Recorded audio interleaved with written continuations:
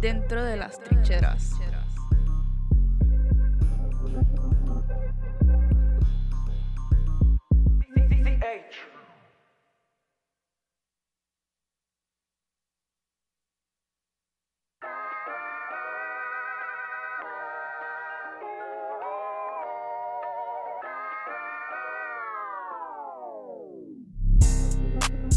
Inside the trenches.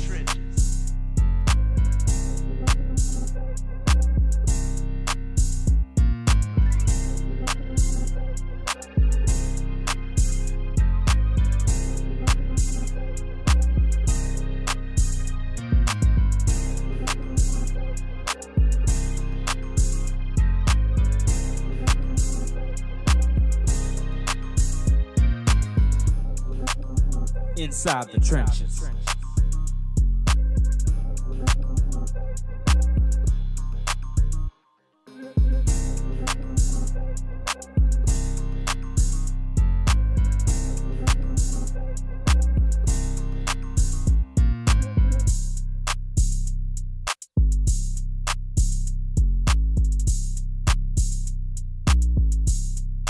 Dentro de las trincheras.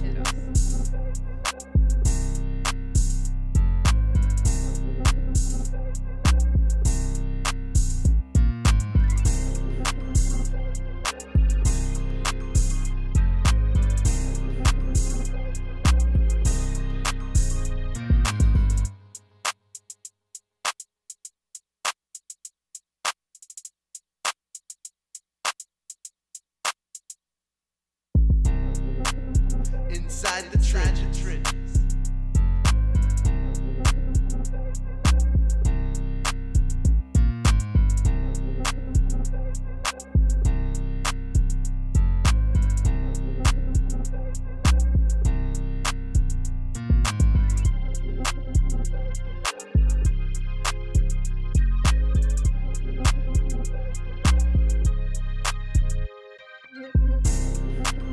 Inside the trenches.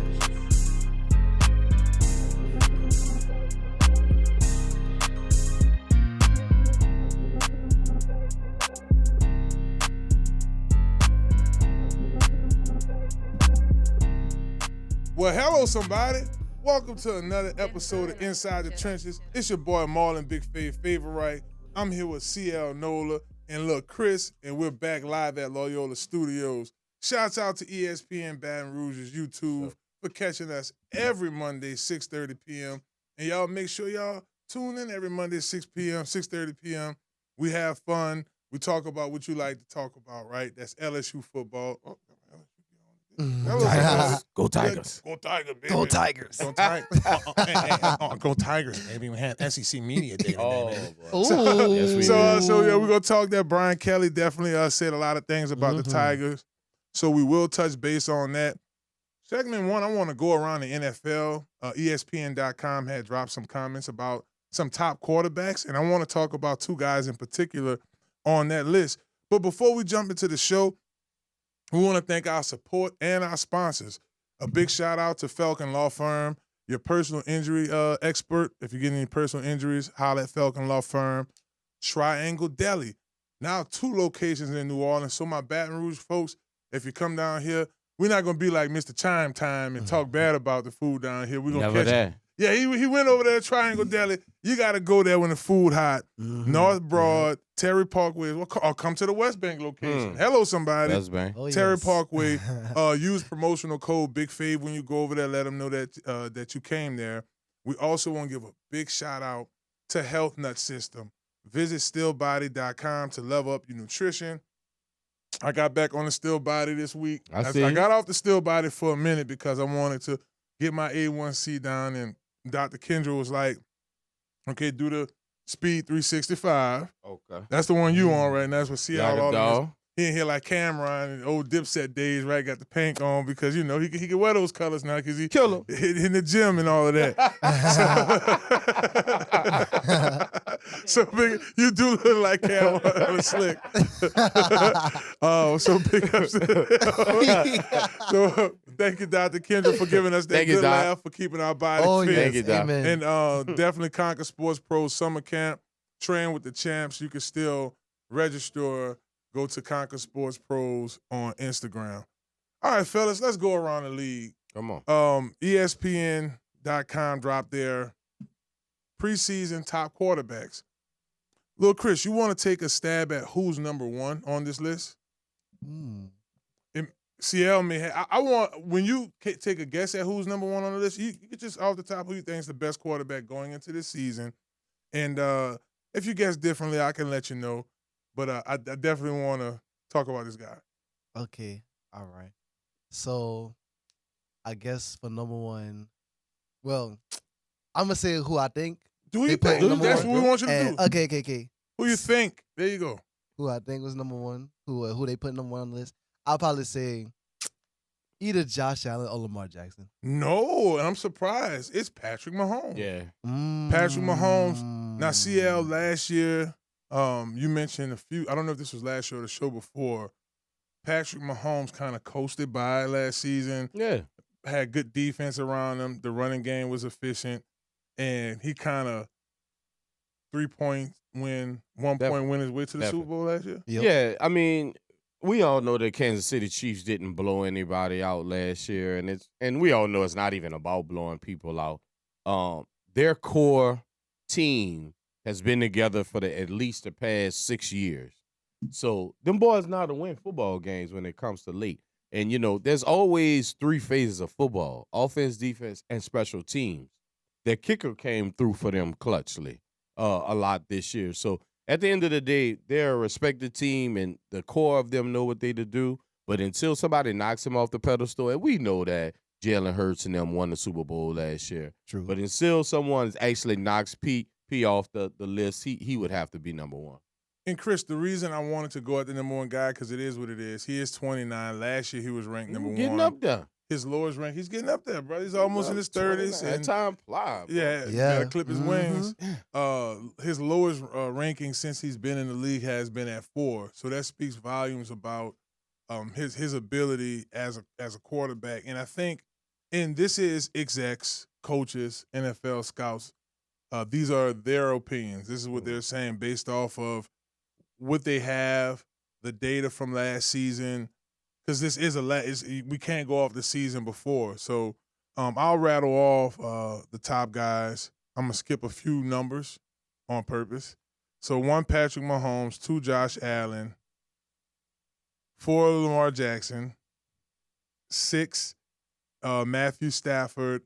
At 7, you got Justin Herbert. But for some reason, I don't know. It's like that curl. It doesn't quite curl. Even if you got the little sugar bush sponge. Everybody love the cookie bush. Jared Goff's at 8. I like that. Jalen Hurts, I figured he would be higher. I would actually flip those two. 7, I would move Jalen Hurts where Justin Herbert. And 10, and roughly earned Baker Mayfield. That's the top 10 quarterbacks. And you know what's crazy? I actually started an argument or conversation, a form of dialogue inside the barbershop last Thursday. Shouts out to my cousin Ryan. I proclaimed that, I started the conversation by asking, do you feel like Jalen Hurts is a top 5 quarterback? I said no. And so then we went back and forth of rattling off the top 5 guys. And even if you look at this list that ESPN has put out, since those guys don't necessarily take my ESPN references, they're saying that he's what, number 7, number 8? They said 9. Number 9. Which is still top. It's very close to what you were saying. So, guys, here we go. I don't think that Jalen Hurts is a top 5 quarterback in this league, even though, yes, he won the Super Bowl. In the other Super Bowl, he could have been the MVP. I still don't believe at the quarterback position that Jalen Hurts is a top 5 quarterback. And so now ESPN has decided to agree with me. Yeah, and this isn't just – and all the writers are great, and even including locally here with us in Baton Rouge, we do our thing on, Mr. Moscona. There you go. Matt and the crews out there at SEC Media Day, which we'll talk LSU That's out, guys. Next segment. But, yeah – This is the league's top execs, coaches. Most importantly, I would say coaches. Yeah. Because, game plan and scheme on these guys, right? But I skipped 3 and 5. Chris is like this. He's a student, right? So we got to get him to do the guessing. Come on. And he follows NFL. He got Drew Oh, yeah, Brees he's jersey on. he's very knowledgeable. Who you think's number 3 on this list? Number 3? Okay. Ooh. Last year he was 2, Mm. and his lowest ranking was 5 since he's been in the league. And I skipped these 2 guys on purpose. Okay. And you said Josh Allen was Let the skip on purpose. Josh be your Allen key. is 2. I Josh Allen is 2? skipped 3. I didn't say who 3 was. Okay, you said Lamar Jackson's at 4? Lamar is at 4. And look, y'all see Chris kind of thinking, you know. Yes. So y'all feel free to comment below who you think 3 is and who you think 5 is. I'm not giving you a cheat sheet, so I'm not going to tell you which ESPN writer wrote this. Well, at least I'm not going to say it until after. Well, just know it's not me, and one is both of them in the NFL, and one in the NFC, one in the AFC. How about that? Okay. That's a good that's a good way of giving him a hint without Right. really giving him the answer. Because he can't say anything I know else. I'm a terrible Nah, person. it's good. Right. It's good. So I could give you if you need a 50-50. No, it can't do 50-50. If you need like a little another guess, I can throw you another one out there. CL threw one. okay. Well, I'm gonna just probably guess who's 3. Is it Joe Burrow? Ding, ding, ding, ding, ding. You're correct. Very good, brother. LSU's Joe Burrow is 3 on this list. Prolific play. We've seen this kid tough it out through injuries. We've seen him perform. And I'm not just talking about at LSU, which I enjoyed 2 seasons of covering him at LSU, but I'm talking about his performance in the league. Now, CL, you, of course, followed the Cincinnati Bengals much more Sure. after the 2019 season, and they drafted Joe Burrow. And then your West Bank buddy, Jamar Chase, Yes, sir. gets picked up as well, and so on and so forth. They got your boy Trey Henderson. So it's a lot of things. You've been having your eye on Cincinnati. Oh, yeah. 3 is Yes. right for Joe Burrow, and how you think his campaign is going to go this season? I think 3 is perfect for Joe Burrow. How do I think his season will go? Not very well. The question mark is still on the offensive line, and now the biggest question mark of all is on the defense. Number 1 sack leader in football last year, Trey Henderson, still hasn't come Contract to an holdout. agreement Yeah. with the Cincinnati Bengals. Their first round pick has not come to an agreement with them as well, which is a linebacker, rush edge linebacker, and that hasn't matriculated to happening. So I think Joe will be just fine. Joe will put up the numbers, 4,000 yards, 35 touchdowns, but as far as team success, I don't see it. He don't ever run like 2020? Was that? No, that wasn't 2020. That was 2021. Because He when went to you the go in, Super Bowl, yeah. I mean, 2021. because It when was you go 2021. into a football game and you have to win by shootout, you call it differently. You look at certain plays differently when you know you have to win in the shoot. I still to this day, I don't mind them paying T. Higgins. Obviously, Chase was a no-brainer, but Yeah. still to this day, I think the biggest let go was the Joe Mixon situation. We all love Joe Burrow, and he can sling it like no one else. Well, top 3 at least. But that running game, that 4-minute offense that closed the game out type of running back, they don't have that anymore in Cincinnati. And I think that plays key to also, because y'all know how much I like to run the football to help the defense no, out. I'm with You're you not on even that. helping the defense out. So I just think it's just going to be almost like a Drew Brees in New Orleans situation where, it's either you're going to win by a shootout or you won't. Right. No, I think that's a good take, and definitely agree, judging off of yeah. their last 2 or 3 seasons, you think that makes sense, Chris? Yeah, for sure. All right, so I mean, let's look at them. They do have New Orleans Luke Patrick. We did get him over there. The receiving core, as you mentioned, is pretty decent, led by T. Higgins and Jamar Chase. Defensively, hey, they're still trying to figure this thing out with Trey Henderson. He's top 3, top 4 pass rusher in our league. They got T.J. Slayton. That's my boy from Green Bay now. I worked with him last summer at the BT summer camp. He had his pass rush retreat. So TJ was in my group. He was the nose guard to stop the tush push. Like he was the one. Like when they played Green Bay, they couldn't. Like he was shutting that down. They had to figure out another way. So that does give them a little more of a stout guy up front. Right. But I mean, Seattle, I can't. I'm really, sure you love a Trey Hendrickson on the end. and with him on the end, so now you're getting pressure up the middle, and at the same time, remind me to show y'all big boy move when we go on break. He can roll, brother, for his size. But then, like you said, it helps the edge rushing. Right. So, Chris, you want to guess who number 5 is on this list? I'm willing to argue with it too with anybody. Go ahead. I'm gonna go with another LSU brother, Okay. Who's that guy? Jaden Daniels. Jaden JD5. Daniels. Jaden Daniels, after one season of football, 16 game. 16 games, and a playoff game, huh? Ooh, Oh He did yeah, have a they playoff won, game. they won 2 playoff games. But 2 playoff games, that's correct. 2 playoff games was enough to the execs, coaches, and scouts to say, you know what? This guy's a top 5 quarterback in our league. Last year, like I say, put up the numbers, did exceptionally well across the board. I mean, listen, last year he was a rookie, so he wasn't eligible for this. Right. Lowest ranking was at 10. 5 was his highest ranking, obviously, this year. You're looking at a guy, 70.6% QBR ratio. Only other guy to do it like that since Dak Prescott, his rookie year in 2016 for a rookie. Dak did exceptionally well.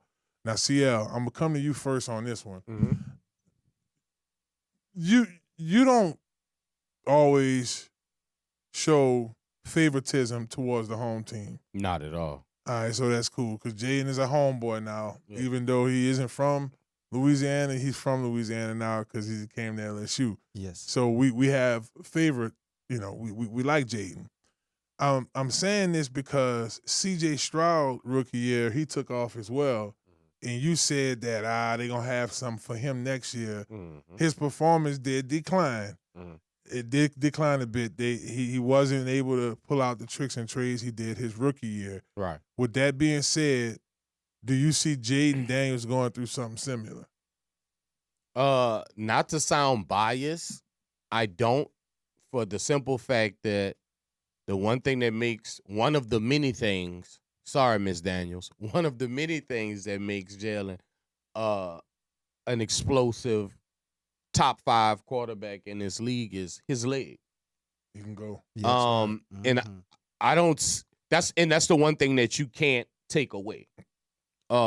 He's still gonna be fast next year. He's still gonna be elusive, and then deceptively quick, deceptively fast. Gets out of bounds, protects himself. Mm-hmm. That's something, and no knock on Stroud. That's just something that he doesn't bring to the game, which would have helped him last year when people figured out what his good points were, and then he couldn't just take off and run because he's just not that type of athlete. So to answer your question, Fave, no, I don't see the second year slump with Daniels because of the simple fact that he can take off with his legs, and the fact that they're really all in on Washington. I mean, first year they go to the NFC Championship. Yeah, it's serious. They really in on Washington with a Debo and bringing Bobby Wagner back. They're really into them. So to answer your question, no, brother. I think Mr. Daniels and the Washington Commanders will be just fine next year. I think so too. Yep. I didn't pull up their roster because I'm pretty familiar with it. I know the defensive line is loaded with pass rushers. The receiving core got a bit better. I know they was talking about Debo Samuels putting on a little weight, but I mean he can still run those routes, and guys are naturally going to look heavier during the off season. Yeah. I mean, half of these guys fresh off vacation, you might have had a few pancake burgers. You know what I'm saying? They might. Well, they're not looking for him to be, Randy Moss. Right. They looking for him to those end arounds, those hitches, turning up. I mean, we all know. I mean, obviously, I know, but not just because I'm at ESPN. I mean, he has to be a top 5 player in Yak. Yeah. Which is 100%. yards Absolutely. after the catch. So they're just trying to put the ball in his hand to take some pressure off of Scary Terry and Zach Ertz at the tight end position. Scary Terry, Sure. Noah Brown, Noah Brown. Debo Samuel. You have Lerman Tunsil out of free agency. He comes there from Houston. I forgot about Big that. time guy. You got Zach Yep. Ertz Wow. at tight end. I mean, they are putting some decent weapons around him. And as you go to defensively, Deron Payton, that's what I told you, the D-line is Yeah. there. D-line, yeah. I worked with Dedrick Wise last year. He was with New England. We worked with him at the BT Who's Jordan number camp. 4, outside linebacker? Yeah, Makes so many plays. Who kept jumping over the but he made plays. love you. Yeah, he's coming back at the will linebacker, Bobby Wagner, older Bobby Wagner, but you do have that experience. And down south, New Orleans Saints, they do have Lamar. Yep. Marshawn Lattimore. Marshawn Lattimore, yo. So I'm familiar. the team is definitely stacked and loaded. Guys, I want to switch gears a bit here. If y'all just tuning in to Inside the Trenches, we're talking about the NFL's top 10 quarterbacks. LSU had 2 guys in the top 5. Woo-woo. Joe Burrow Wow. at 3. Hello, somebody. And they Can't also make this had stuff up. Joe Burrow, Jaden Daniels at 5. So we like CLC, Heisman. we can't make this up. These are 2 Heisman quarterbacks transitioning well into the league early. 2 playoff quarterbacks in the NFL. Yeah. Well, there was 2 years. Joe Burrow's in the league, went to the Super Bowl. Yep, year 2. You know, Jaden Daniel handled his Super business. Bowl quarterback, Mm-hmm. NFC Championship. See You Year know what I'm 1. saying? That's Shout out to can't- Jada Daniels. He can't shook get my too hand much the last higher time I than met him that. in person. Can't For get real. too higher than that, baby. Speaking of NFC Championship contenders, right?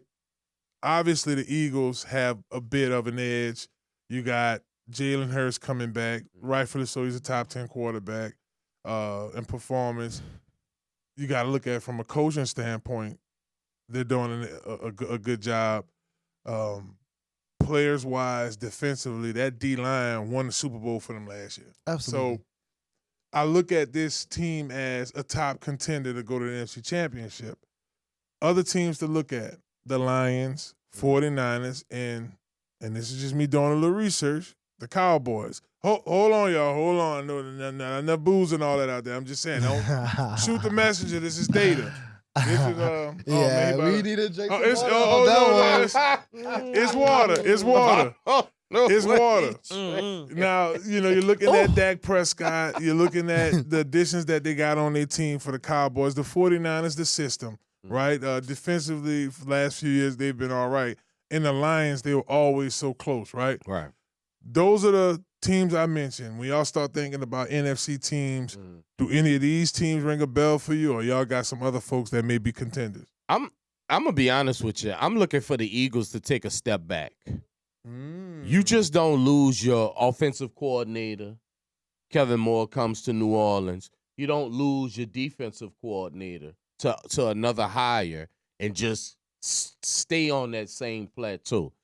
Because to replace those guys would be almost like the luck of the Irish, to be that good to replace those guys and just not miss a beat.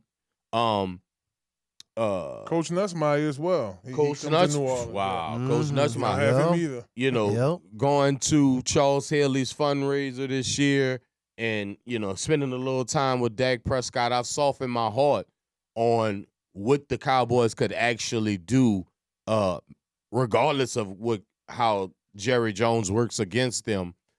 I think they can be better this year, but I think the clear-cut favorite in the NFC East would be the Washington Commanders. And a sleeper team, and I don't know how much of a sleeper it would be, a sleeper team would be Green Bay. I was thinking about Green Bay, as well. okay. I was Washington thinking about Commanders, Green they're Bay. definitely on my list. Okay. I mean, because I just feel like the names I rattled off defensively, Bobby Wagner, yes, he does have some miles on his F-150, but at the same token, you have that mind out there. So he's Right. won a Super Bowl before he's played in big games. Green Right. Bay, you thinking, what makes y'all say Green Bay? Chris, you want to elaborate on that?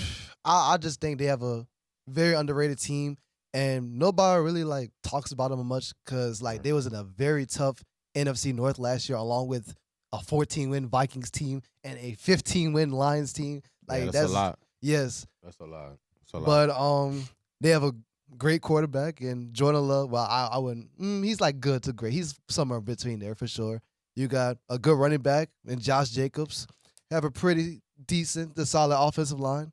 I know they lost Jair Alexander in the secondary, but we will see how that turns out. And I think they still have a solid front seven, especially against the run. Mhm. So, and Matt LaFleur, he's still the coach. Good look coach. I think the Packers could make some noise for sure this year. No doubt. I think because, like you said, Matthew LaFleur. Matt I LaFleur. had a quick Monday brain. I knew it was gonna hit me eventually. LaFleur.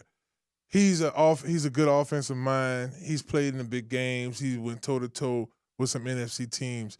With some pretty decent NFL teams. I've seen some good Kansas City games. We talk about their matchups with like Minnesota, so on and so forth. But what I see in this team is Green Bay typically built through the draft. Yes. And they've done an exceptional job at bringing some good guys in. I mean, you do bring in Josh Jacobs in as a free agent. I'm a fan. They brought, yes, indeed. And they brought Julius Peppers in years ago. Because, so certain areas they may bring guys in. Fellas, I want to switch gears and talk about the NFC South race, right? Bryce Young, does he have a breakout season this year? That's a question. 2, does Coach Todd and Baker Mayfield and these guys continue to be the reigning champs, the new champs of the NFC South, right? Atlanta, could they put it together? That's the question. But this is the thing, though, right? He said, we talked about Philadelphia and what they were able to piece together. But, Chris, you also talked about what they lost. You lose Kellen Moore to the Saints. He brings over his quarterback coach from last year, turns him to an OC. Those two guys are in New Orleans now. Is this enough for this to be a bounce back year for the Saints? Could Spencer Rattler or Tyler Shuck, or whomever, we may come back to training camp and hear about this new quarterback that was a free agent, which we could go down a list of guys that may be on the team. CL, I'm going to come to you first. Is this a bounce back year for the New Orleans Saints? I think it's no choice but to be a bounce back year for the New Orleans Saints. How in the world could you expect for us to have the same snake-bitten season injury-wise again? So just off the strength of that, just by default, we'll be healthier this year, which will possibly make us better. And we could break down the division. I still don't think Bryce has enough weapons around him to take it to that next level.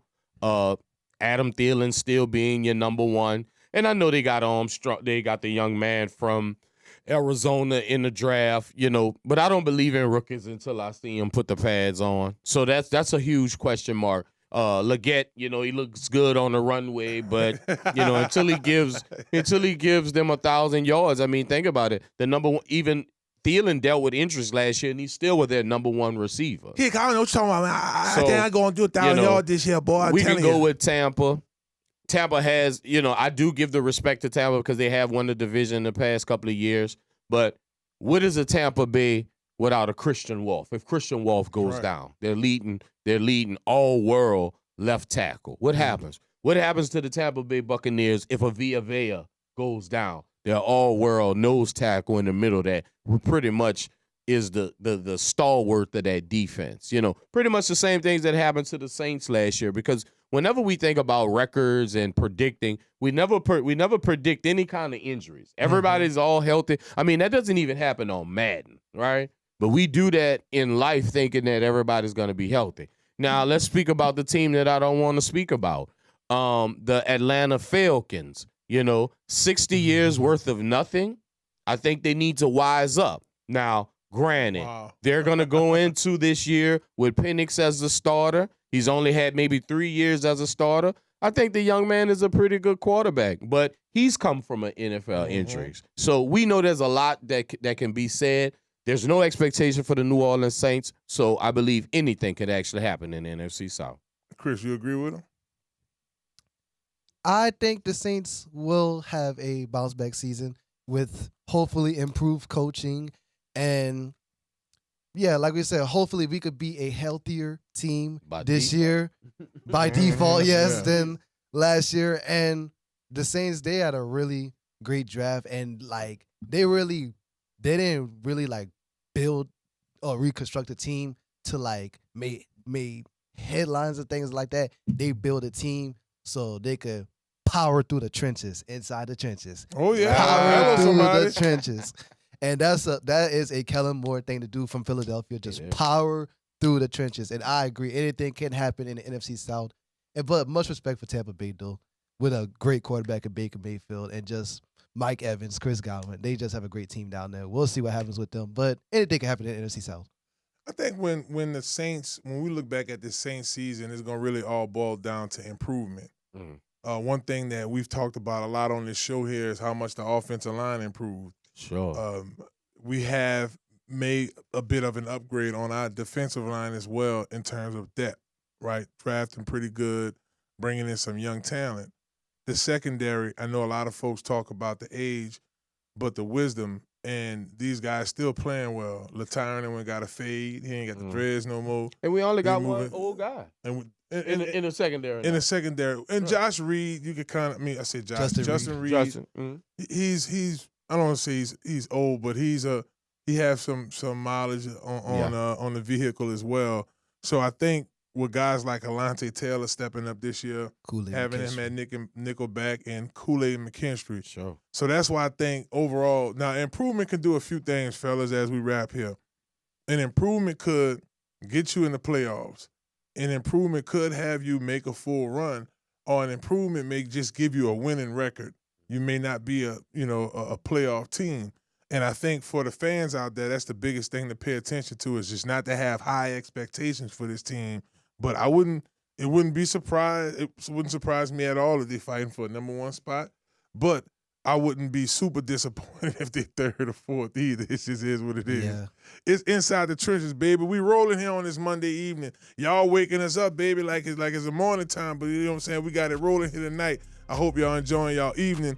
We want to once again thank Health Nut System, Dr. Kendra, for the products that she's blessed us with, being able to use it. And, it's all natural. That's something I really want to point out about her products.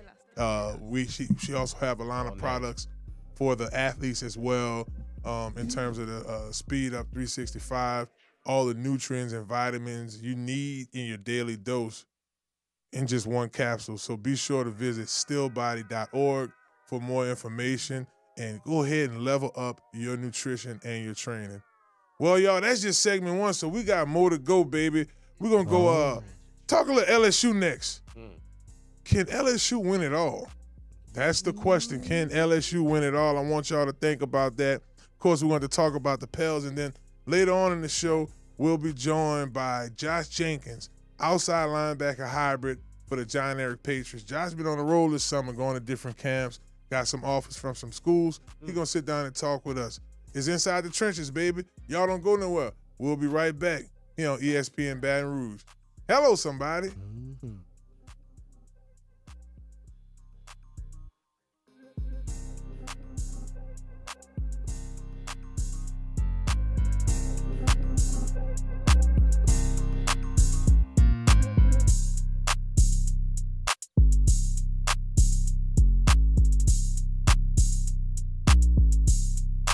Dentro de las trincheras.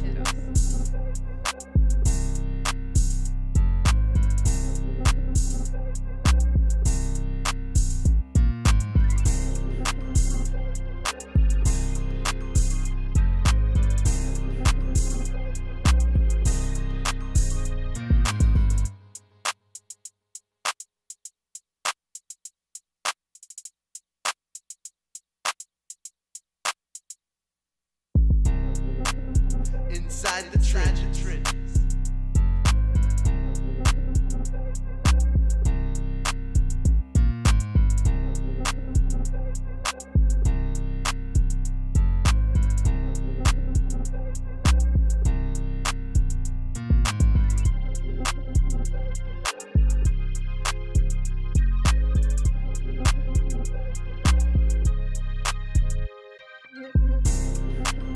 Inside the Trenches.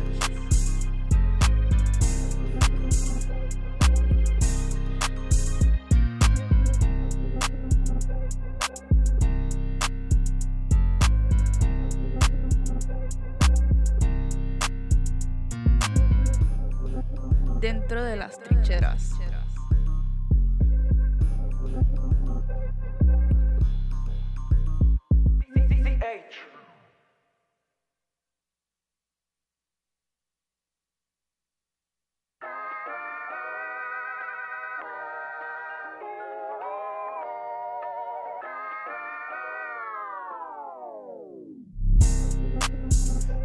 Inside the trenches. Inside the trenches.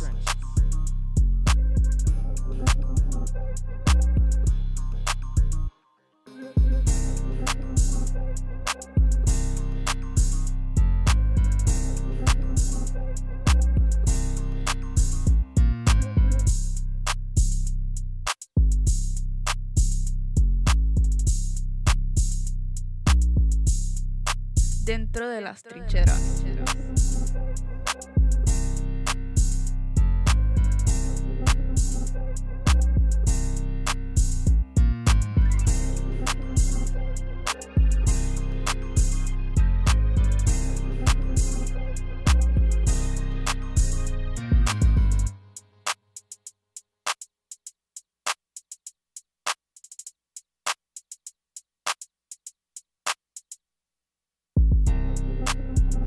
Inside the trenches.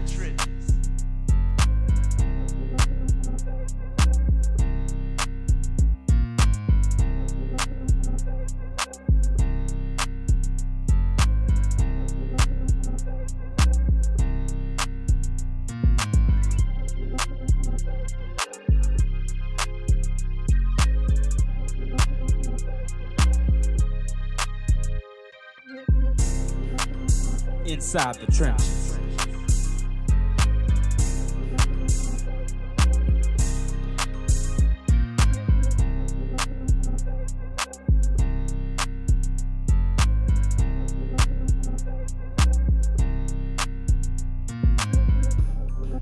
Dentro de las trincheras.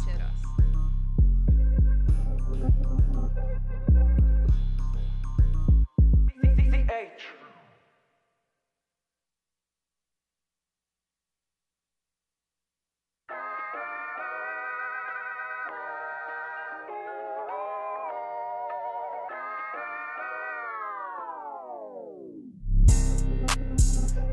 the trenches. Inside the trenches.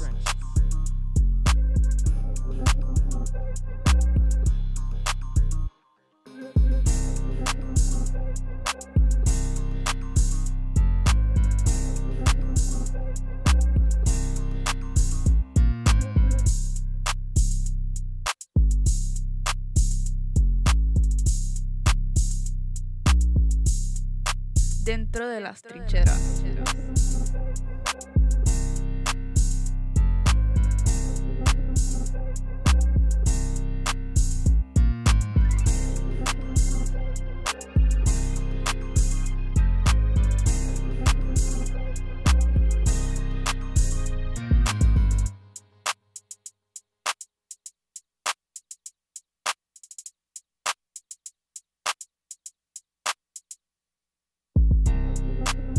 Inside the trenches.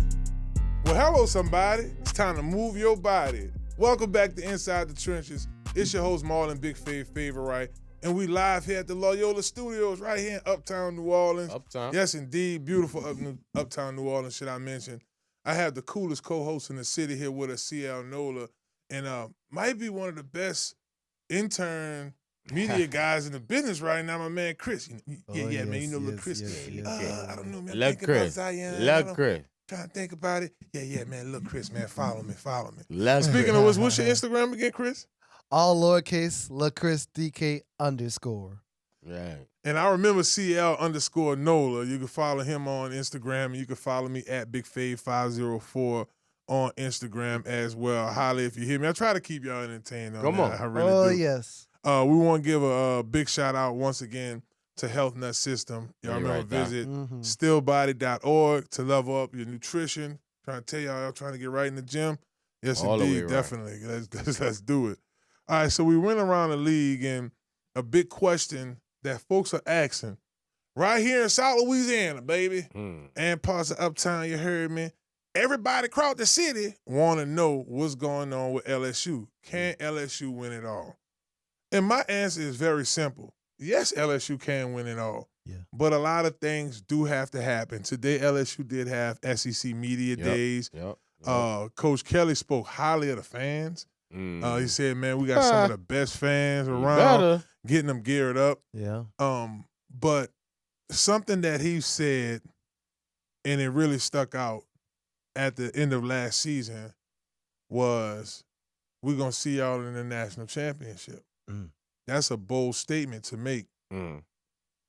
See y'all next year in the college playoffs is a more comfortable, and I would say to the logical mind, more of an achievable goal, right? But since then, Coach Kelly and his staff have been going ham in the portal, bringing in all types of talent. Just this past week, we had Richard Anderson, top nose tackle, number one at his position in the country. Yep. Out of Etna Carr commit. You have Lamar Brown, number one at his position. Both of these guys, number one, number two, depending on what you're looking at. I know different sources are different, but they're two top, 1-2, 1A, 1B, however you want to call it, in their class. Right. And he said, hey, Blaine, come on home. Out of Catholic High. Come on. Ohio State's been heavy on him, but he's like, man, come on home, join us. CL, when we won the national championship in 2007, and what the 2003 national championship did for my recruiting class, it helped out a lot.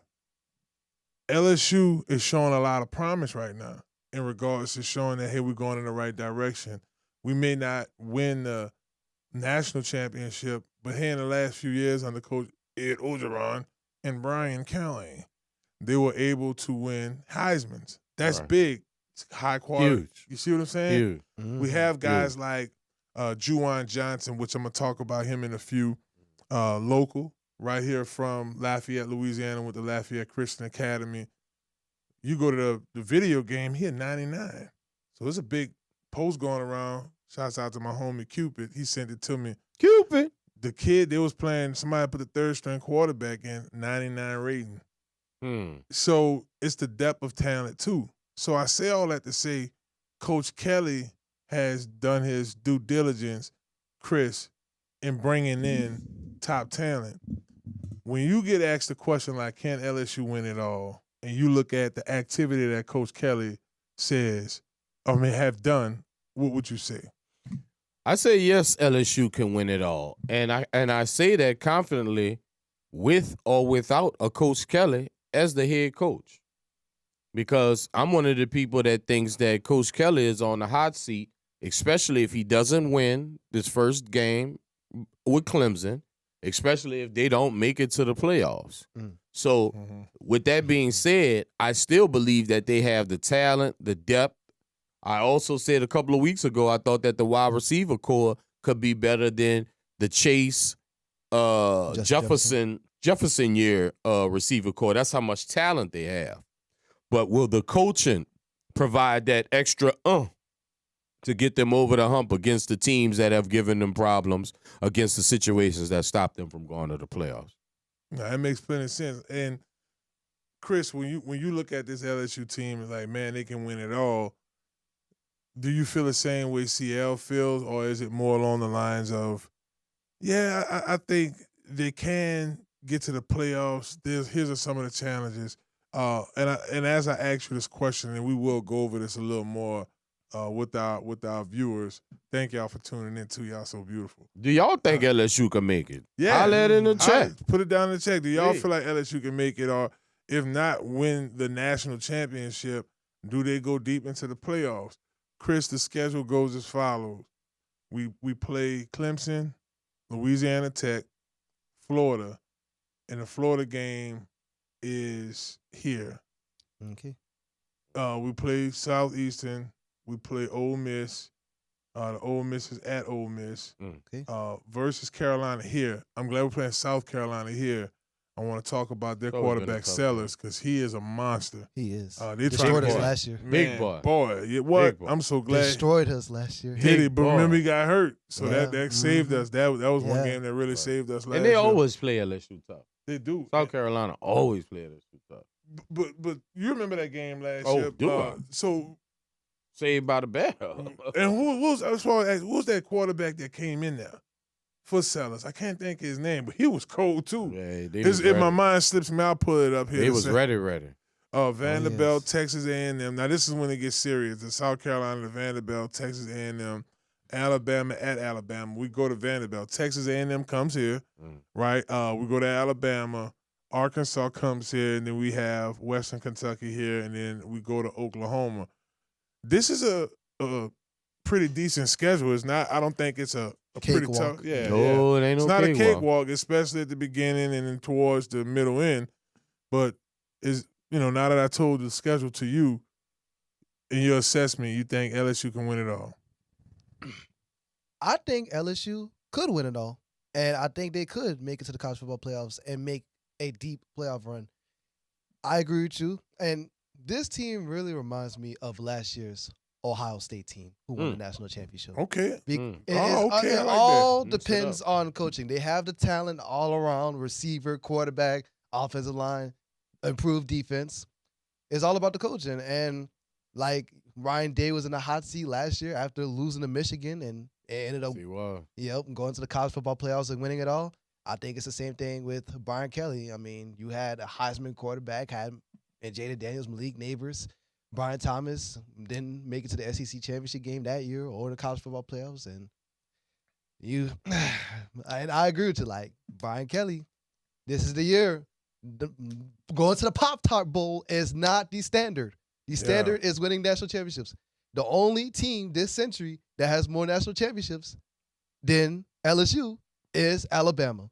That's the standard we set here at Baton Rouge, here in Louisiana, LSU Tigers. Right. This is good. Now go ahead, Sierra. Well, I mean, how many championships can the baseball team, can the ladies basketball team, can the gymnastics team win without having that pressure on the football team? We understand that the football team is the cash cow at LSU, but men's baseball can't be that far off, right? Obviously, bringing another championship to Baton Rouge, having a plethora of LSU Tigers being drafted in yesterday's draft and today's draft. So I think not just the hot seat of Coach Kelly being real and a real thing happening right now. I think that the university has set a precedence of this is where we expect us to be in this championship or bust in Baton Rouge. And I look at it like this too, y'all, the support. Now, you got Jeff Martin back in the building. We got Sam Pacheco from Ohio State down here. That was big. Get him off of Ryan Day's staff to sew up some of those northern players that we can get to come in our territory, because they come in our territory big time all the time. Oh, yeah. Cherry picking. Jeff probably sitting on 11 rings. I mean, he has the 03 rings. He has the 7 rings. He has 11 rings. He has 19 rings. And the bowl games in between. So he's been around the program, being Ed Ogeron's right-hand man, being around on that Nick Saban staff, being around for all of Miles' years. Jeff did leave and go to USC, and been a consultant to them and other. So you have guys, and they understand the culture, they understand the kids. Right. So I look at better parts understand like the boosters. You see what I'm saying? And what they want. And what they want their top players. I can tell you exactly what the boosters want. Hello, somebody. Tell them, fam. Tell them. First and foremost, they want their top players to stay in state. They did not like, I'm going to be very candid, they did not like Jakeem Stewart going to USC, right? They wouldn't stomach Richard Anderson, right? Lamar Brown. These guys, it starts there with the boosters, keeping the big-time recruits in home, right? Now a new concern of the boosters has been, how can we operate in the transfer portal? off dump, Jaden Daniels comes to us in the transfer portal on Coach Kelly's first year, takes the guy to the SEC championship. That's correct. We win the SEC West, and then the next year he wins a Heisman. So Number he one offense. decoded, right? If we're looking at Thanos' rings, he's gotten 2 rings in terms of Thanos. Now we have to get into this college playoff football. That's if LSU is even able to accomplish that this year, I think that's a huge step for Coach Kelly. Because once you get in, you're in. It's just all in what you do from there, right? So best team that day. And I want to look at this staff, right? I'm going to talk about some of the major players on this staff. Of course, you have Coach Kelly, the head guy, right? You got Coach Kelly, but you also have Frank Wilson as assistant head coach, running back coach. But Frank is a giant in recruiting. Right. Like, he does an exceptional job at being able to be transparent to the parents and the students and being able to show up on those deliverables. Blake Baker, Joe Salone, Cartaz Hankton, these 3 guys alone are the coordinators on both sides.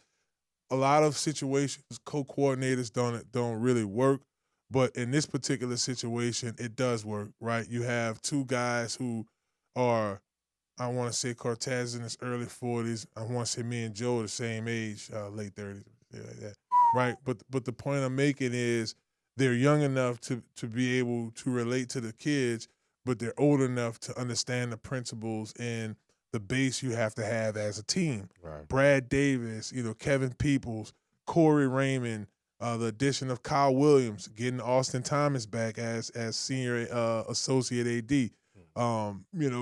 J.R. Belton, director of players. You have like, these are guys like Sherman Wilson. These are guys who, during these camps and at these different events, when the head coach and the player and the position coaches are tied up, they're the ones pulling the parents to the side, being transparent with the players, etc. So those are actually the keys to winning. Right. For real, like, Oh, a lot of people look at the X's and O's. Look, you got to have the right pieces. If y'all want to talk X's and O's, we could do that too. If we got to pull up LSU, what we have here. Do we even have to name all these receivers again? No. It's really The talent is in Baton Rouge. Look, it's 9 receivers.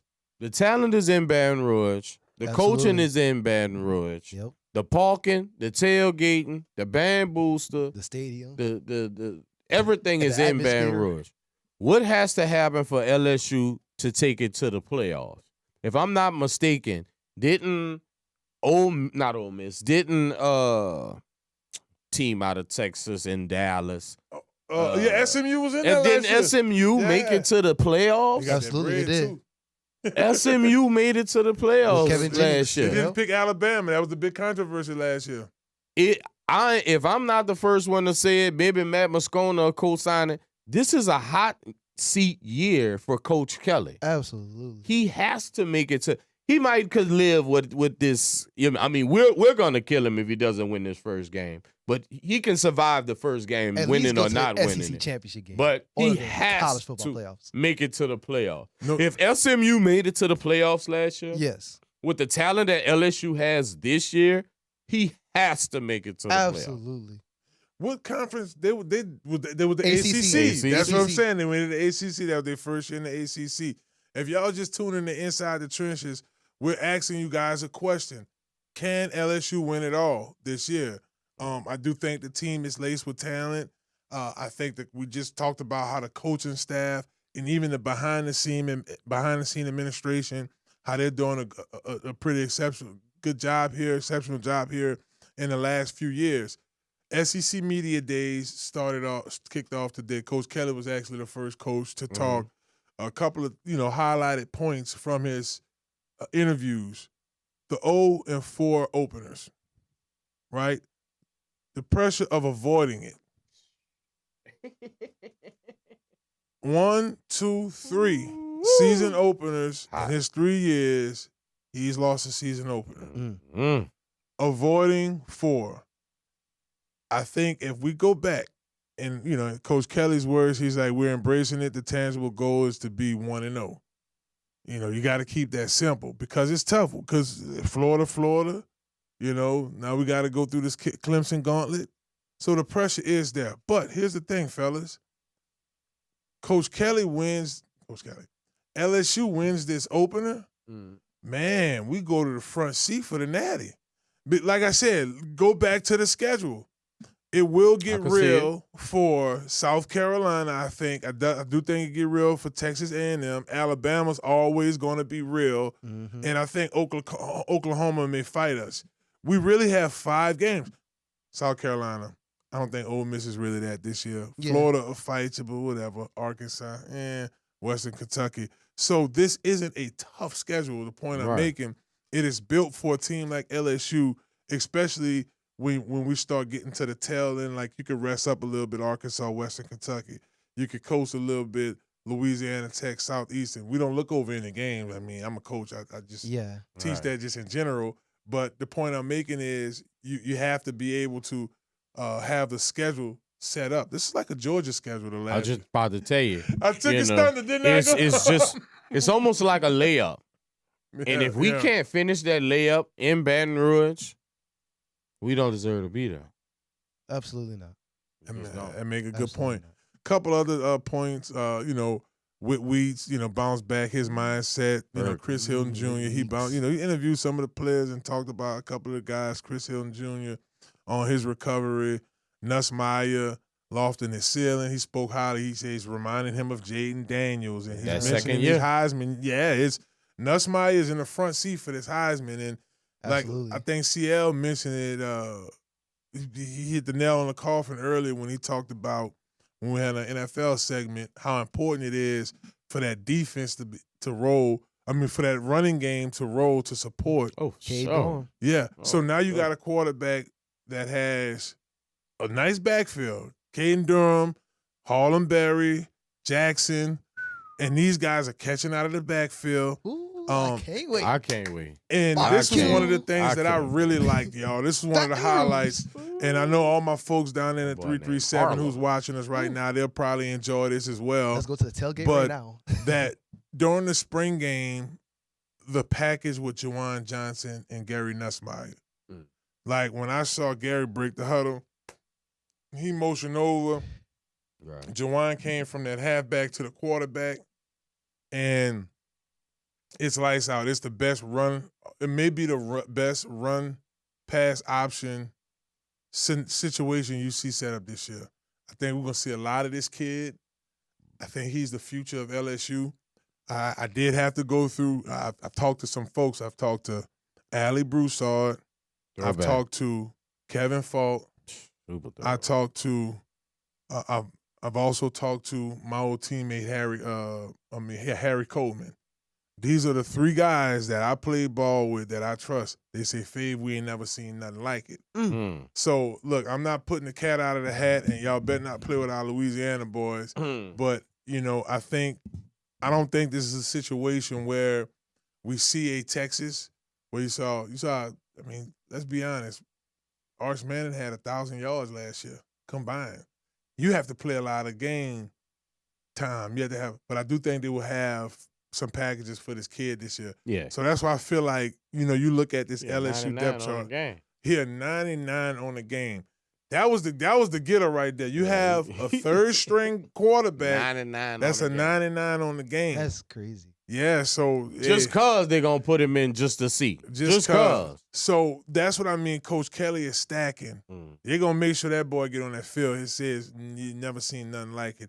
I mean, he compared a lot to Herb Tyler, and Herb wasn't a super tall quarterback, but he had an arm on him and he can move. He could definitely move. Well, it's inside the trenches, boy. We're having ourselves a good time. I know y'all love when we talk football. That's our favorite thing to talk. We're going to take a little break from football on the next one. We're going to enjoy some of our hoop dreams, baby. We're going to talk about Summer League basketball. We got to go look. What the Pelly? Zero fear. What the Pelly? Zero fear, man. He was hitting the trip out. Oh, I saw him hit that trip out and all that thing. I ain't mad at him. And a king, not a queen. Hello, somebody. Well, I hope y'all are enjoying yourselves. We're enjoying y'all checking us out. We're going to take us a quick break. It's Inside the Trenches. We'll be back. Woo!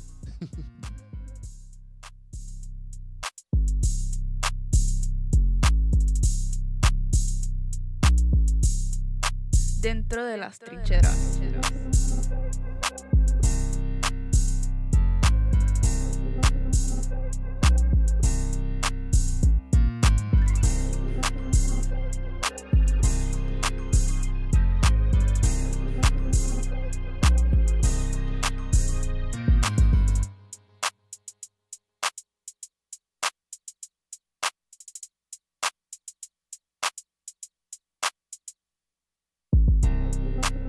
Inside the trenches.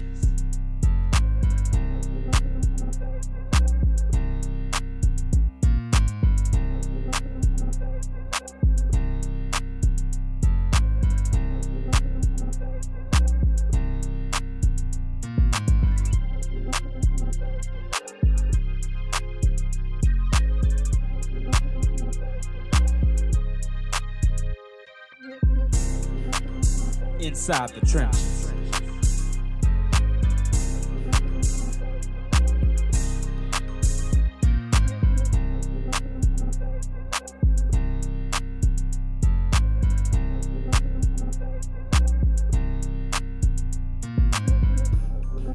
Dentro de las trincheras.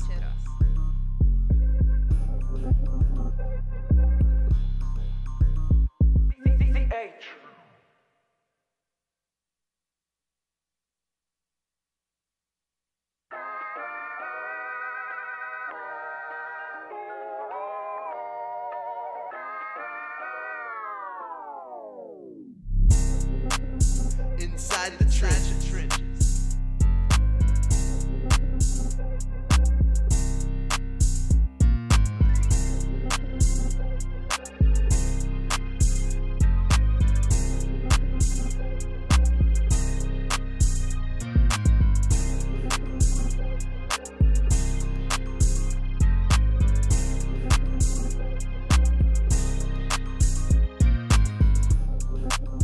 Inside the trenches.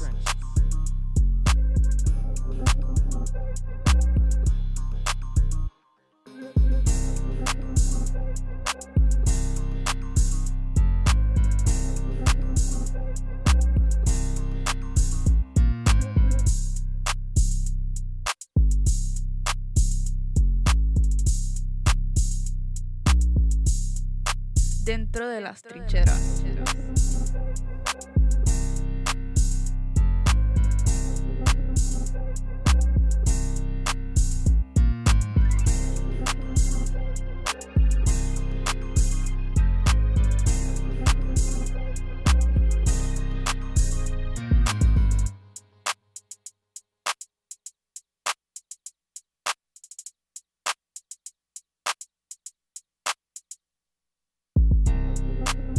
Inside the trenches.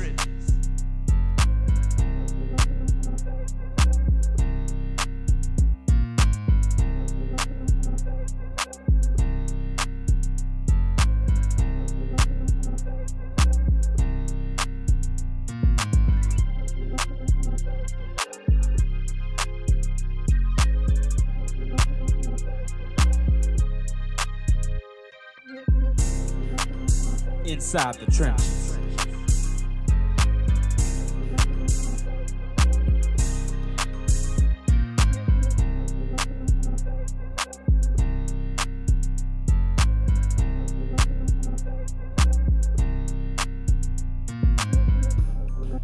Dentro de las trincheras.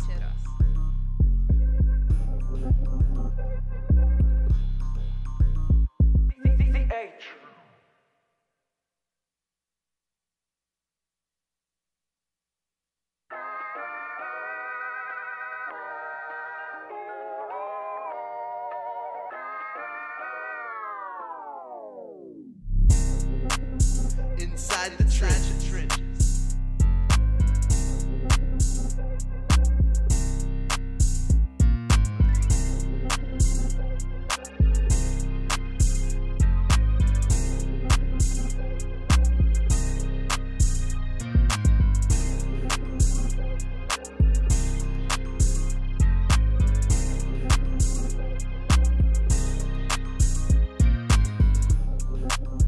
Inside the trenches.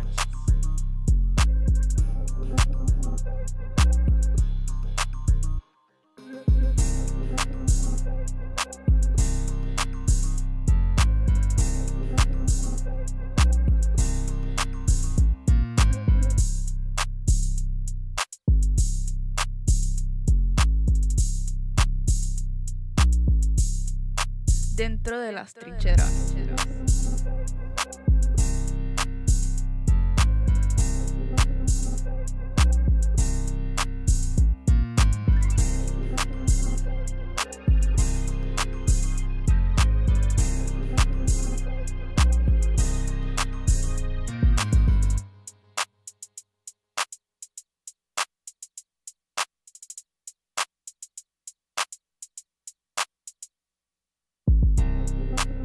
Inside the trenches.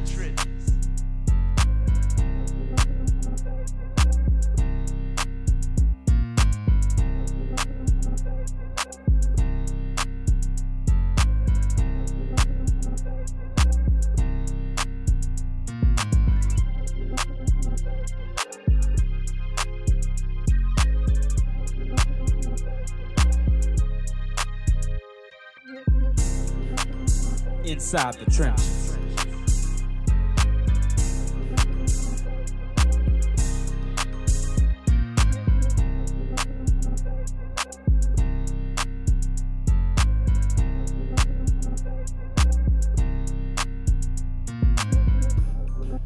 Dentro de las trincheras.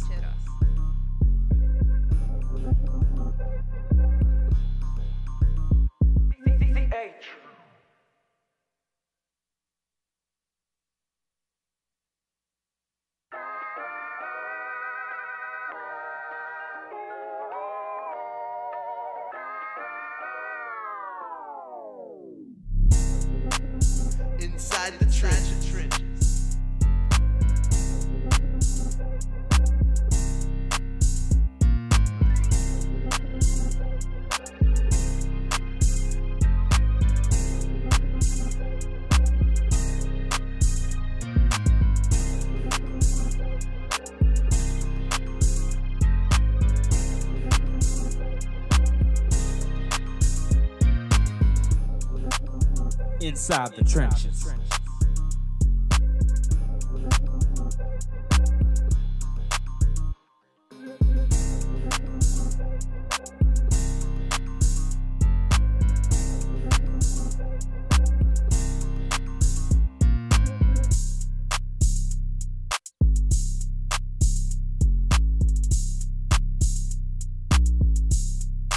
Dentro de las trincheras.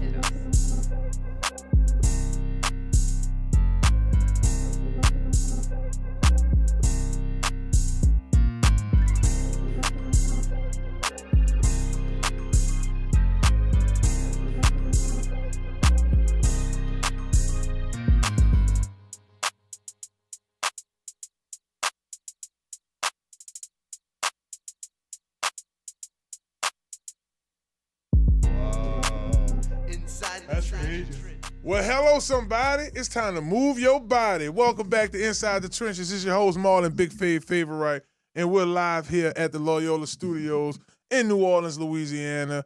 Shouts out to ESPN Baton Rouge for taking us on their live YouTube channel. Sure. So y'all be sure to like and subscribe.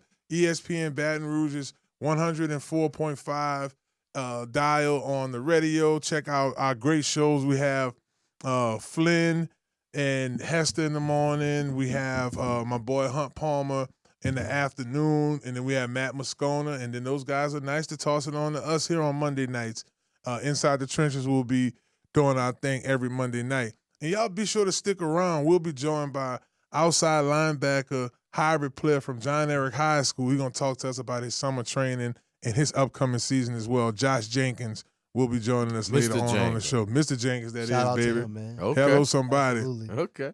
Well, y'all, it's time to enjoy our hoop dreams, right? NBA Summer League is going on. I saw the other day we took on the Lakers, and LeBron showed up to the game with his daughter, and I saw Fears and Bronny kind of going at it, and, you know, it was a whole bunch of stardom for that game. And, you know, just looking at the Pelicans' schedule thus far, they have the Timberwolves. They had the Timberwolves on the 10th. They had the Lakers on the 12th. On the 15th, they'll be playing the Trailblazers, and then the Thunder, which that should be a nice young game to watch. And then it'll be TBA either the 18th, 19th, and the 20th.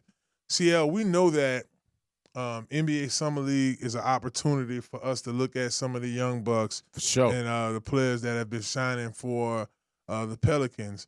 During the break, you talked about how Yves Messi, I always mess up his name. Yves Messi, like Messi, he's improved. I told you I saw it in the last season. Yeah, I saw it. You saw he improved, but just watching the Summer League games and looking at some of our rookies, who are some of the guys that stood out in these first few games? Well, I mean, off top, the number one pick, Mr. Jeremiah Fears, Zero Fears, as they call him in the booth. I mean, this young man seems like no moment is too big for him. He looks like he's ready to go. Just to remind some Pelicans fans that Murray won't be able to start this year coming off that ACL. So Mr. Fears has a great opportunity to start. Also, a Mr. Derek Queen, the guy that we moved up 10 spots to get. We actually gave up our first-round pick for next year to get Mr. Queen to come play in New Orleans. So that there's even more, if you want to say, pressure on him. But he seems to be ready for the moment. And never to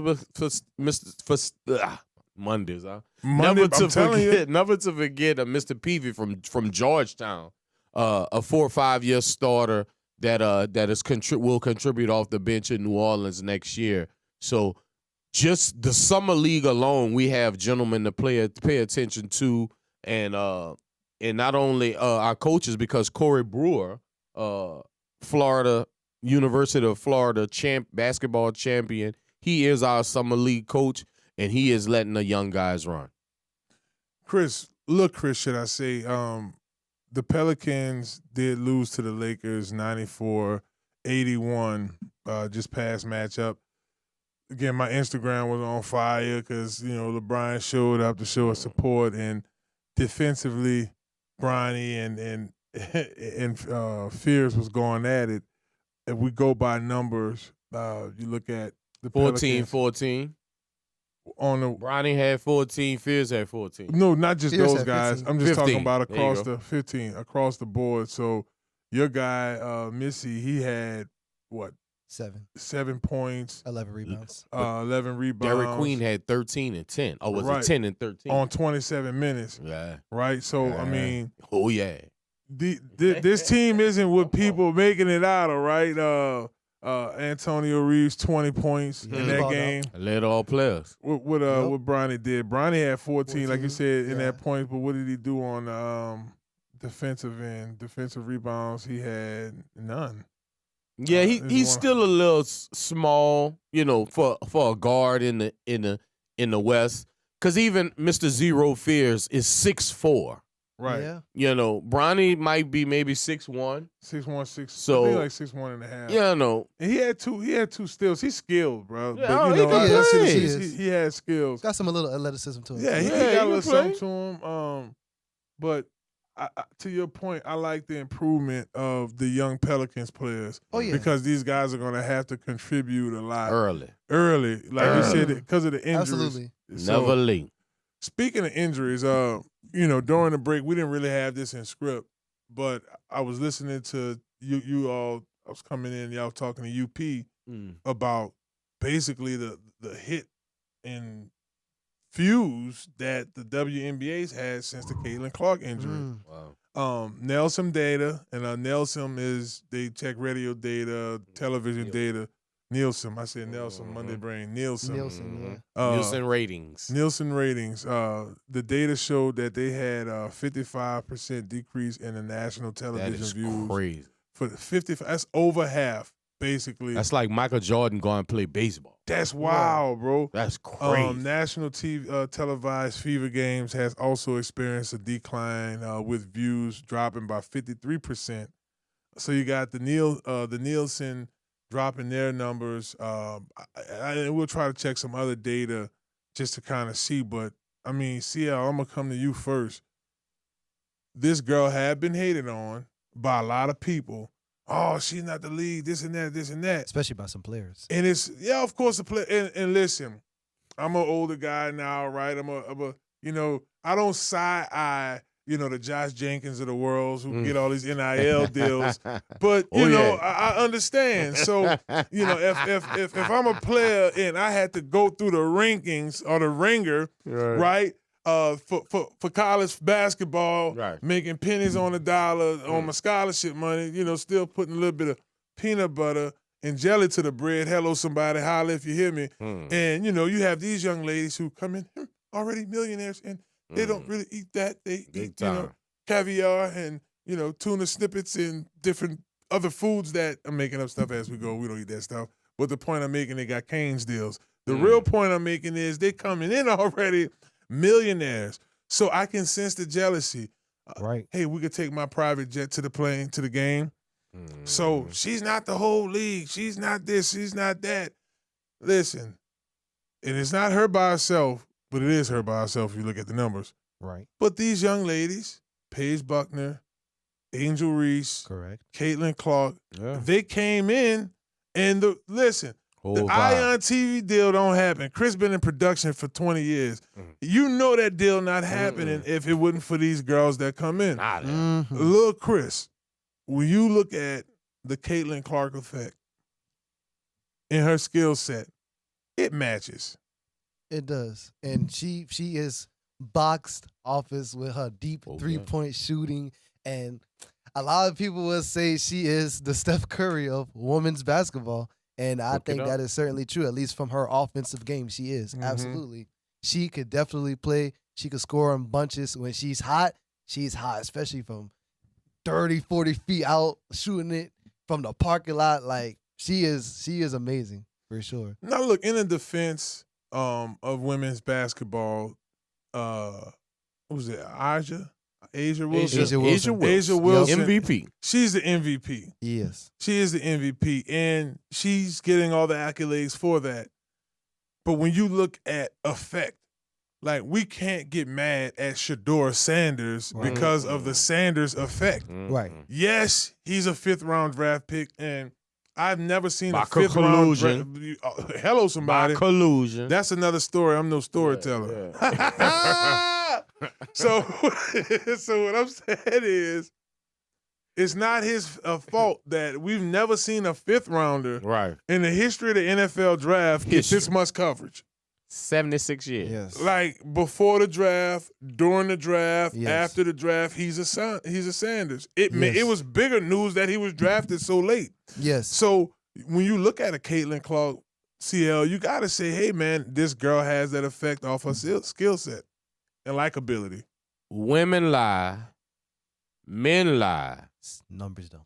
Numbers don't lie. With Miss Clark, when she puts her Jordan, I'm not sure she wears Jordans. When she puts on her tennis shoes and her jersey and she goes out, 1.8 million people are watching. The fact that this young lady has not been playing basketball, the viewership has dropped to 847,000.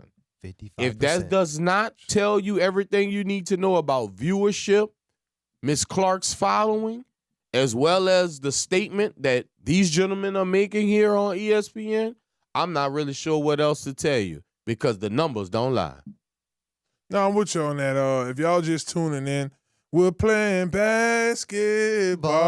Boom, boom, boom. We're playing and then think about it. Even if you don't feel like basketball. she's the league, she's not the whole league. Well, baby, she's half the league.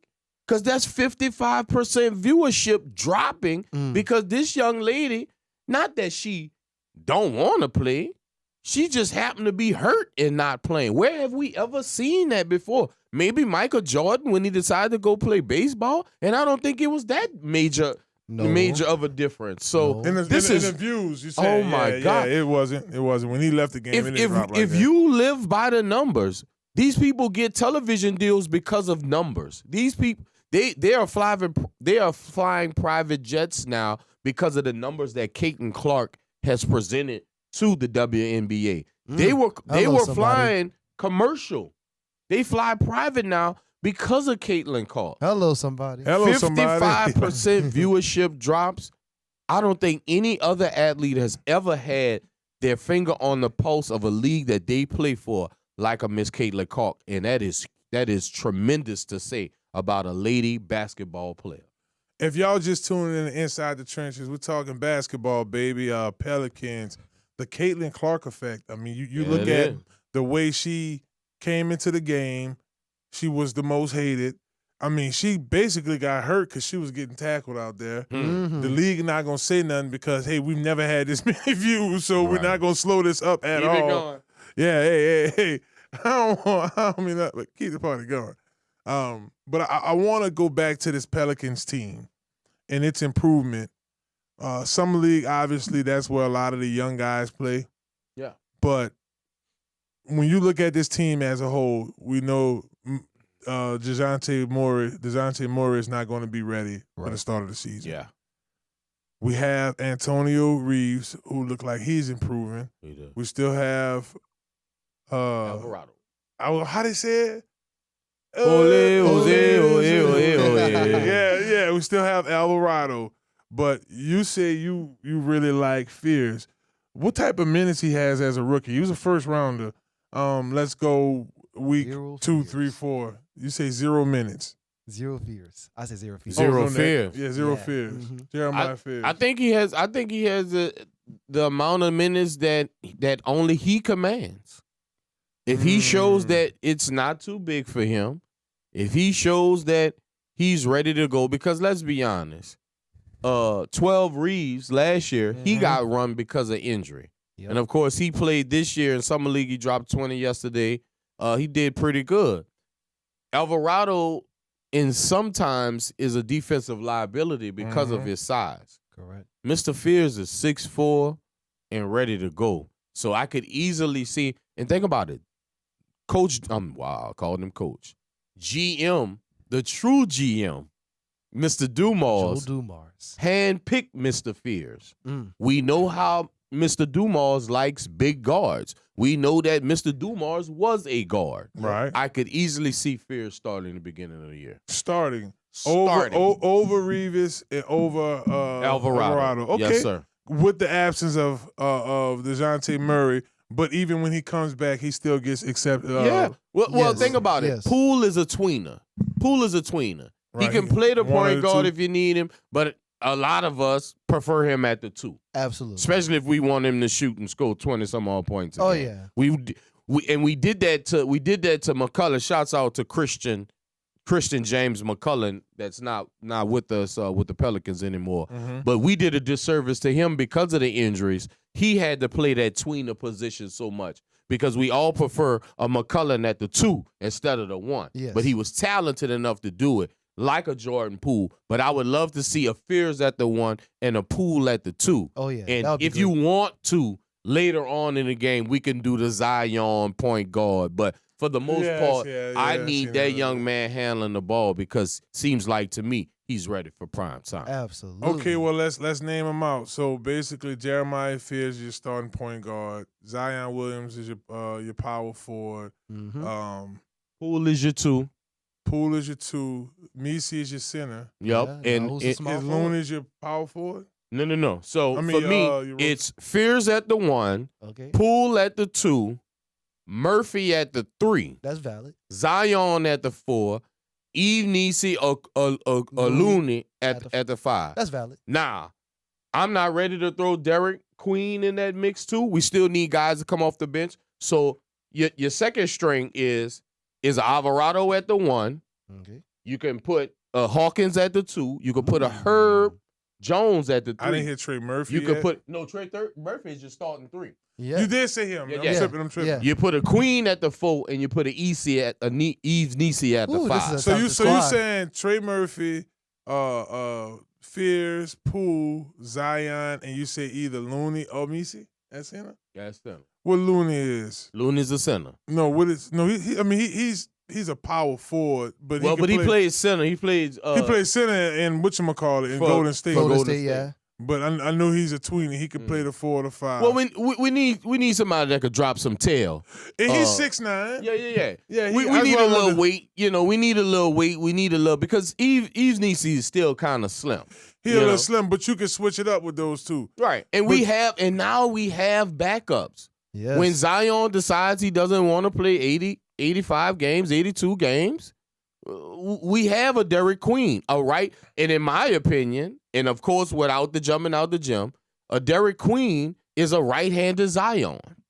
And in my opinion, a Jordan Poole is somebody that could fill the box scores up because he'll just be sitting in the corner. So will a Trey Murphy. And you said Derek Queen, so Derek Queen coming off the bench as my second string 4. okay, all right, that's cool. He's behind Zion. He behind Zion. I got you. So Alvarado is behind Fears. Hawkins is behind Poole. Mm-hmm. We still got Michael Peavy. Yeah, all them was coming off the bench. At your 3, I'm starting a Murphy at 3. But then behind Murphy, I guess you could throw whoever you want behind Murphy. You could throw Peavy behind Murphy if you want. But Zion is your starting 4. Queen is your backup 4. Let's say Looney is your starting 5 just for veteran presence, right? And have Eve Neeson come off the bench as your bench 5. Because Herb should be healthy by the time. Herb should be healthy, and Yes. shouts out to Herb Jones for signing that new extension. I believe it's an $83 million contract. Getting that bag. Joe Dumars letting it be known that this is another one of the guys that's untouchable in New Orleans, and he will be the core of our future moving forward. When healthy, he's going to be a starting. Well, somebody has to come off the bench, and now that we're putting more scoring on the floor, because the problem is with Herb Jones, he tends to get fouls early, and he ends up sitting out anyway. So if we have him coming off the bench and maybe focusing on scoring earlier and then defending a little later, what you say? So Chris, talk to me about yours. Your starting 5, like who are your starting 5 players for the Pelicans, and how you will roll with your bench? Okay. Come on. Oh yeah.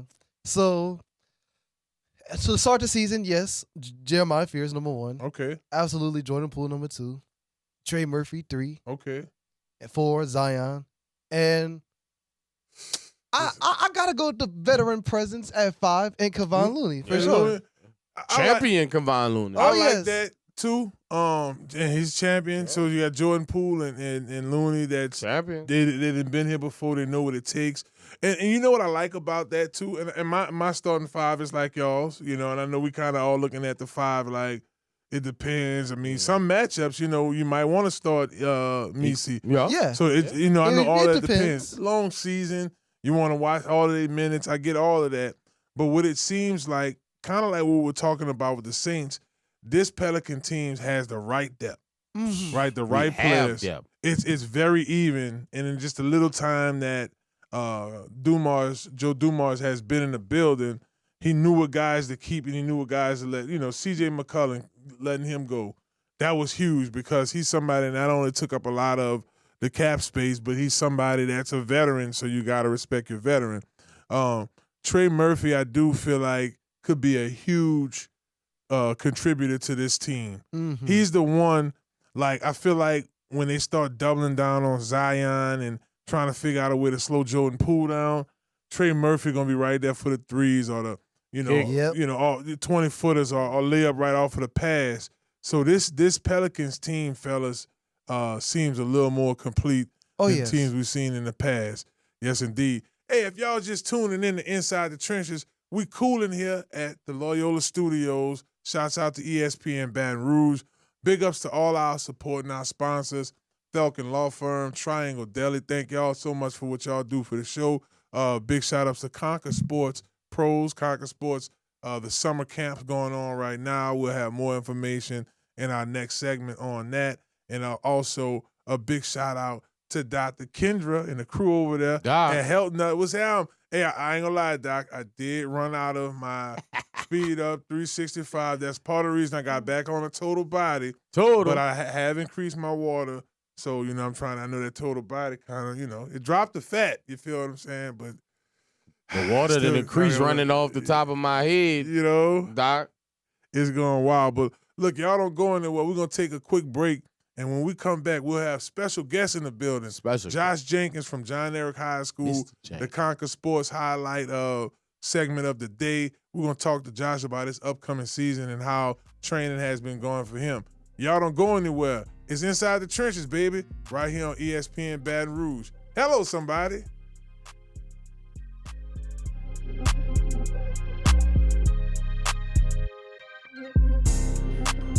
Inside the Trenches.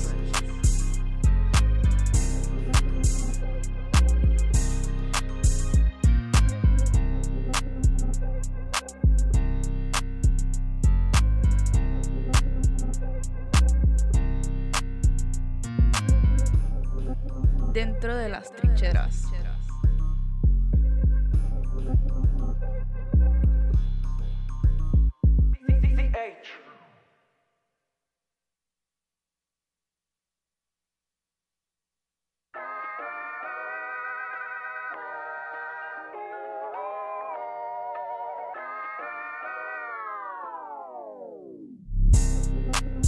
Inside the trenches.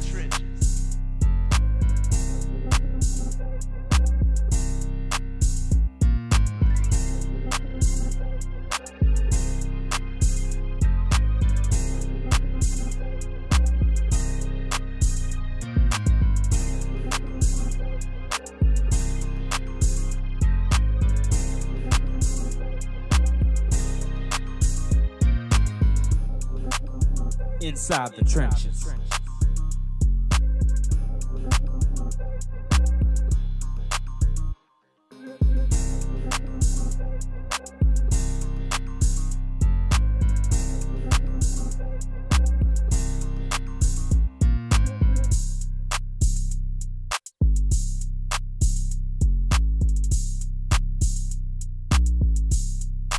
Dentro de las trincheras.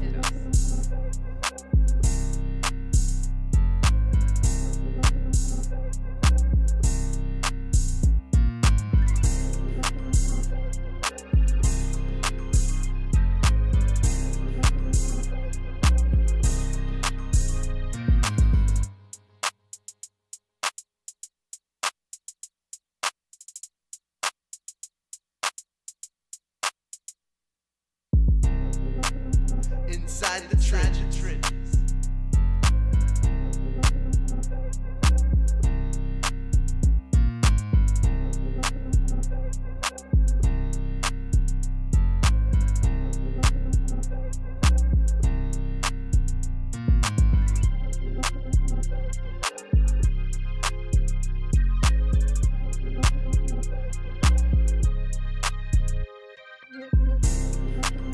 Inside the Trenches.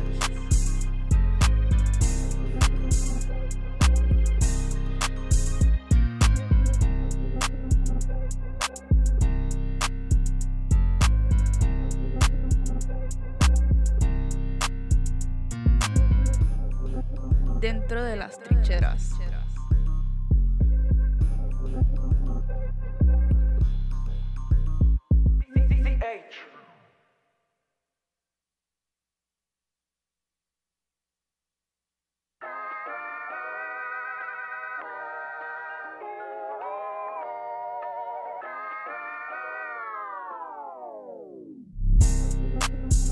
Inside the trenches.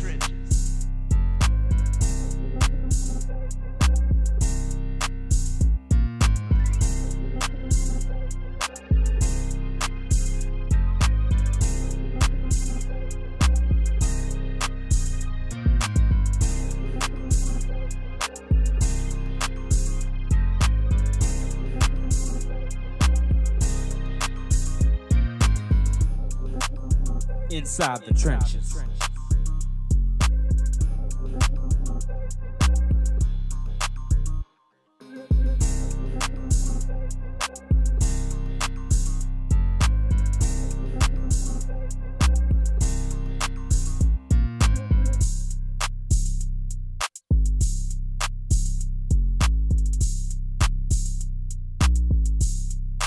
Dentro de las trincheras.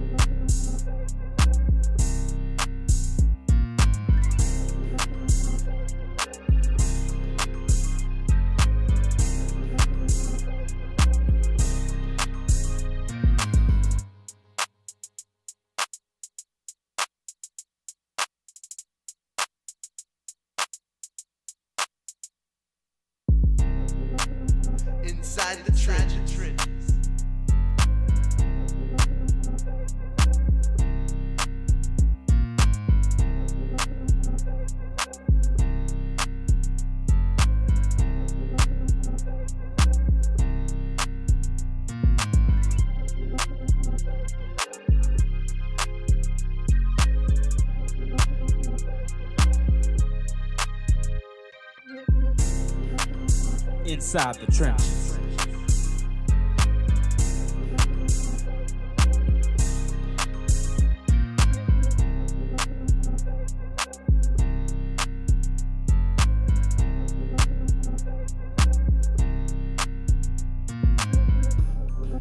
Dentro de las trincheras.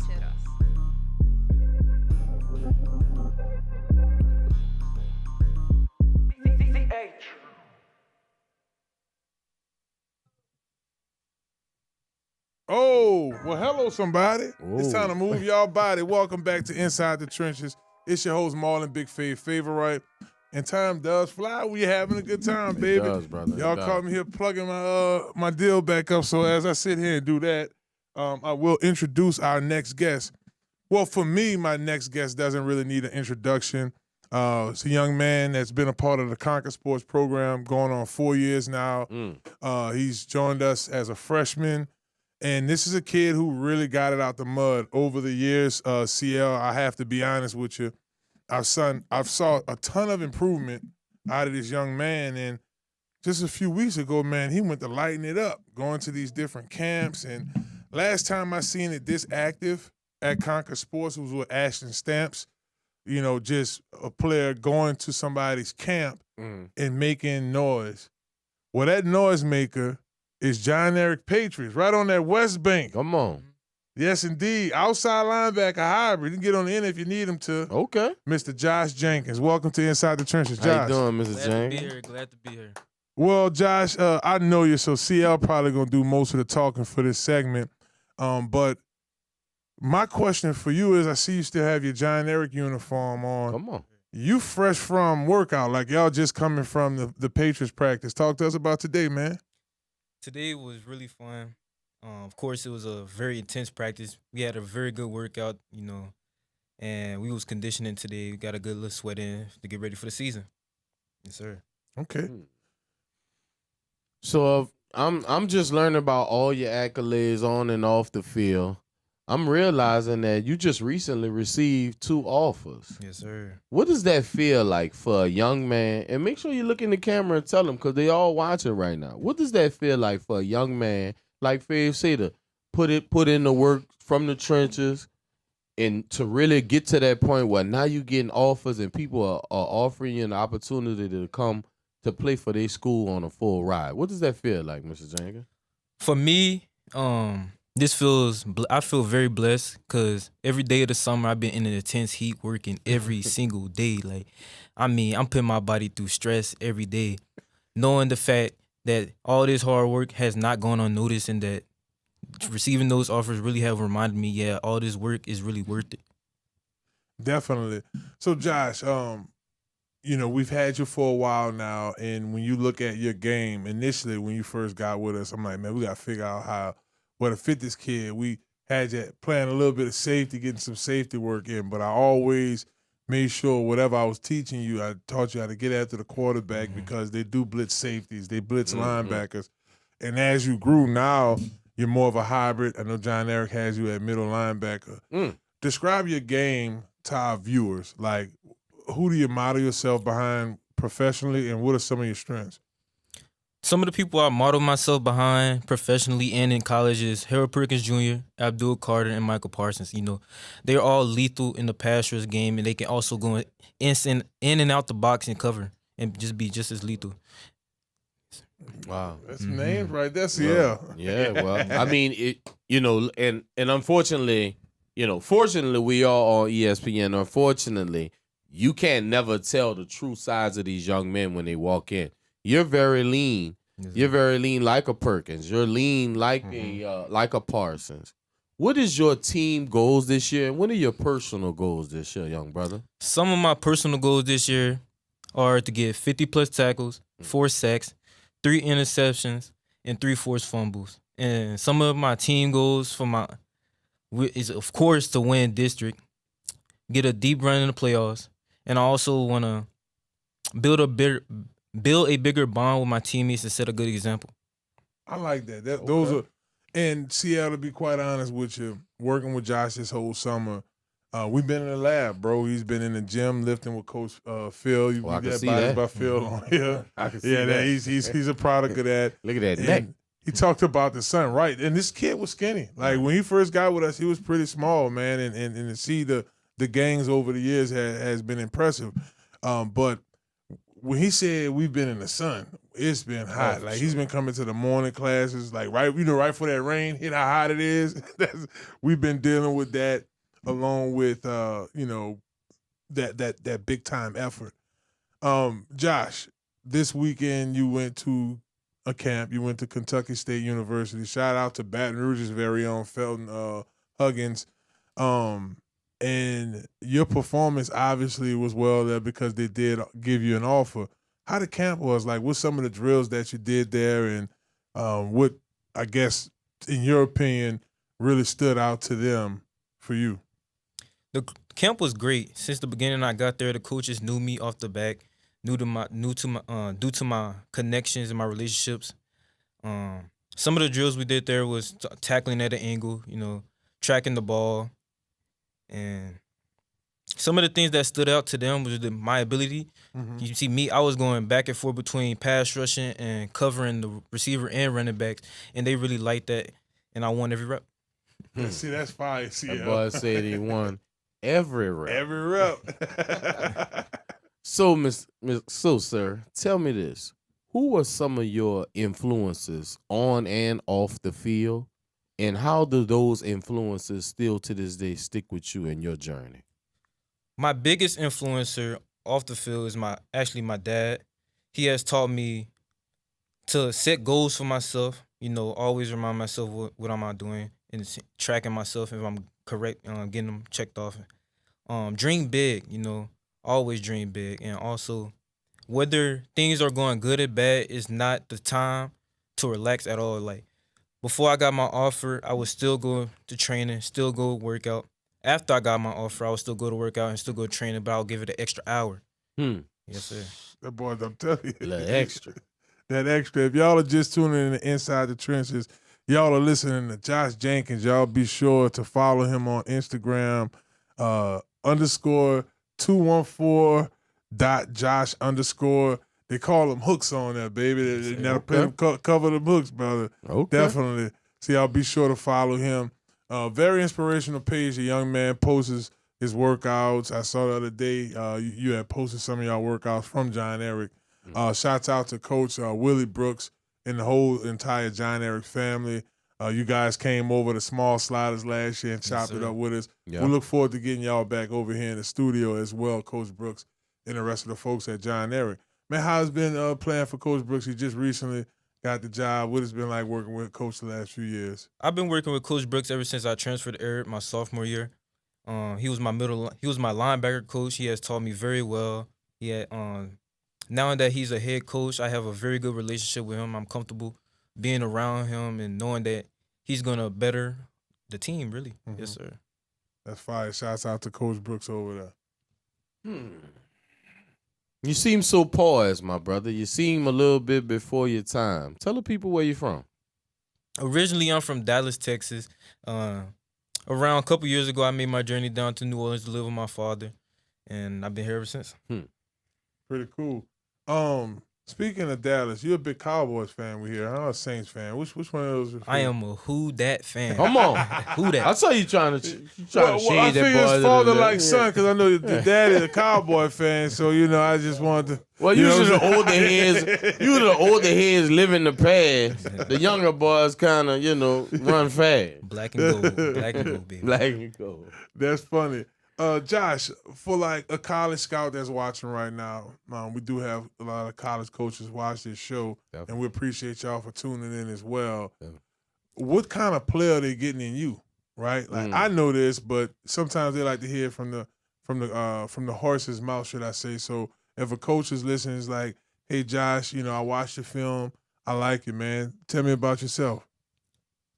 If a college coach or scout is watching me, and I would tell them, Josh Jenkins is very resilient.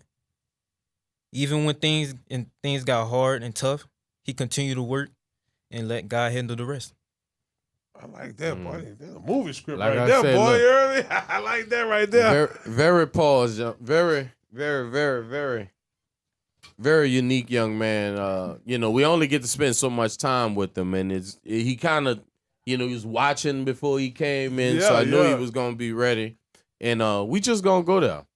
You could look in that camera, brother, and you could tell, what are your dream schools that you would like to go to? What about maybe some schools that haven't yet got you on their radar and recruiting you and should take a look at you? Look in the camera and tell them. Who interests you would like to catch? The schools Come on. interest you like to catch? Who would you like to go play for? My dream schools, of course, since I'm from down south, has to be LSU Okay. and University of Austin, Texas. Go Longhorns. And some of the schools radar I would love to get on is Tulane. Right here at home. Smart. I would love to get, Southern. My dad went there. My family Okay. goes there. We have a very deep connection with Southern. And Georgia. I got family out there. I love Atlanta. Look like one of them Georgia linebackers. Yeah. like a Noah Smith wanted to do the that. outside, On the yeah. court outside, Yeah. yeah. Real talk. do. Yes, sir. Y'all had y'all spring game a few months ago. That was the last impression of the first impression of your senior season. How did that spring game go for you? Talk to our listeners about who y'all played against. How was the performance? What were some of the highlights for you? Our spring game, even though we did not win, but we played well. We was being doubted throughout that whole off season about how we was gonna go against Archbishop Shaw. They just coming off a state championship. They really thought we was gonna get blew out, but we didn't. The score was 0-6. For my personal self, I flew around, attacked the ball, made very outstanding tackles. Yes, sir. That's fine. Like I said, the TV never gives a true perspective. Give the people your measurements. Tell the people how tall. I am 6 foot. I weigh 195. I run a 4.6 40. I got an 80-inch wingspan, 10-inch hands. I can bench 260 and squat 455, and I can clean. I can hang clean, high pull 250. And just for the people at home, only 13%. I don't even think it's 13% of American can bench 225. Yeah, that's a good statistic right there. So So you're in a high percentage of strong just people let that walking be around. known that this young man is bigger, faster, stronger than you can imagine. And I'm gonna tell y'all like this too. So I played with the Buffalo Bills with Felton. I sent Josh workout film to Felton last year. He was like, "All right, man, I want to see more of him." He had a season. Man, Felton texted me, "Man, yeah, bro, we went on pulled it off on you, boy. Long arms, big hands." Yeah. The measurables of a hybrid rusher, whether he's covering a tight end or whether you're sending him after the quarterback. Right. Josh does possess those different things. So, what's your favorite position to play? Great question.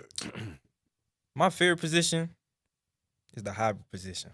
Yeah, Ooh. I love doing everything. I love having all the statistics, having numbers on them.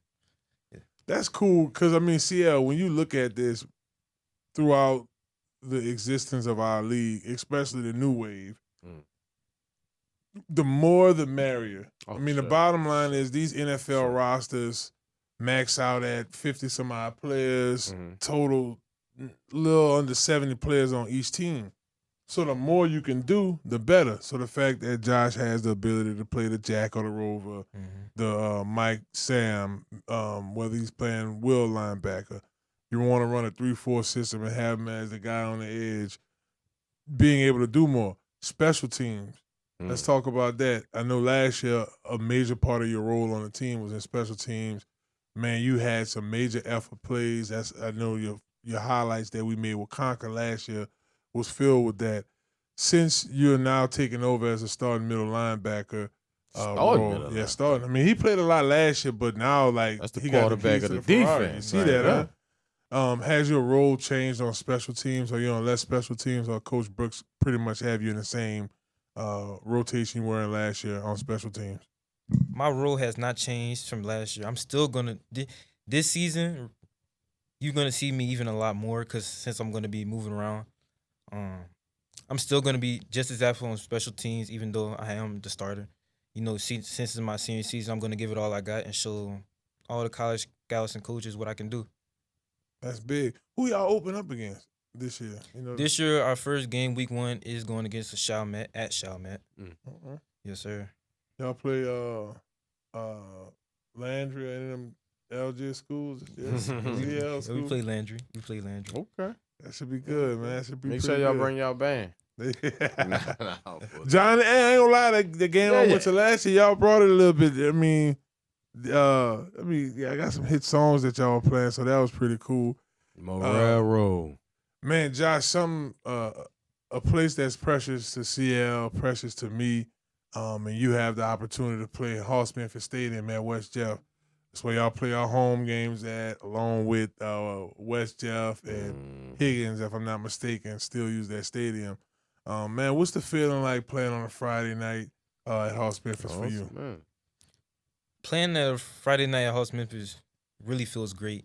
Like when you're on the field, it's the big stage. All the lights is just surrounding you. You know, you really feel like you're the main character on the field. Really pushes you to do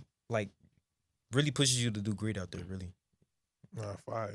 You know, we all know that everything is big in Texas, and I have a brother that actually lives in Dallas, and I'm aware of the facilities and the situation that goes on in Dallas.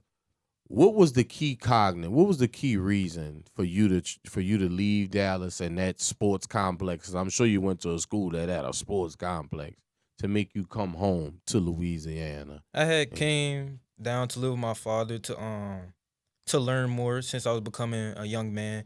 I had to go live with my father and then get those principles and teachings that that's a woman couldn't teach that a father could. Boy, he was definitely ahead of his time. Yep. It's so respectable the way He know what he know. something that you and I talk about a lot is understanding your assignment, knowing your opponent. Over the years, we have went over film study at Concord Sports. Now that you're the middle linebacker, you know, film study got to be like the back of your hand. You're like the quarterback. So I guess since we've started implementing more of those things, how important film study is to you now and how often you may watch your favorite NFL player, or, you know, check out some games from last year. For my position, film study is very important. Over the last year, I have increased my film study with Concord Sports on top of the film study I have at school. And the film study helped me get the starting position that I have now, knowing because I have made better reads. I can read the offense very good. I know what plays can become just off the alignment that the offense are setting. And it also increased my football IQ. Well, brother, for the people that is not familiar, anybody that plays middle linebacker and majority of defenses in the world is the quarterback of the defense. How do you feel about that responsibility of being the quarterback of your defense? It's a big responsibility, but it's not something I haven't been brought into before. I played quarterback in Little League, so I know that it seems like a lot of pressure, really. It is, but I had got through it many times, so it really doesn't feel any different. Really, it doesn't really feel any different. Yeah. All right. If y'all just tuning in to Inside the Trenches, we're joined by Josh Jenkins. That's right. John Eric's hybrid linebacker. Be sure to follow him _214.josh. I think I said that right. _ Just you're gonna find him on there. Sure, he's added it enough of our pictures and stuff videos that we post. Yeah, Josh, y'all. I ain't gonna lie, brother. One thing about the social media, it respects good content. Like the algorithms respect good content. Sure.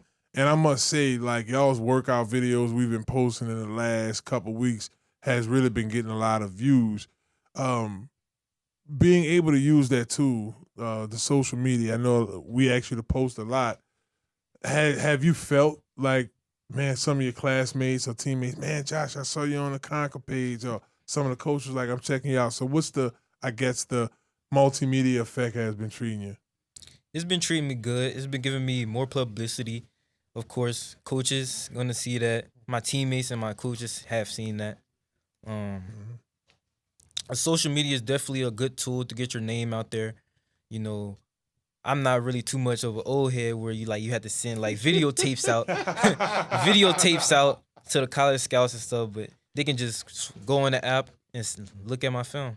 I ain't gonna lie, like I said, bro, Josh been helped 10,000 views here, 5,000 views that him and the crew over there. That's why I asked him that, like, as a high school kid, how that feel. You know, they used to read about us in the paper. Oh, for sure. Oh, CL, I saw you in the movie, but you know what I'm saying? Aha. So you coming on your senior year, brother.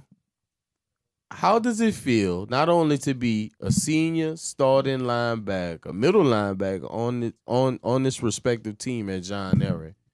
Do you feel like there's some young other linebackers, young other individuals at John Ehret that look up to you? And if they do, how do you handle that situation moving forward? I definitely do feel like there are people that look up to me. That there's multiple upperclassmen at John Ehret that look up to me. You know, I set a good example. I help teach them when they have a problem and they come ask me, I have a question.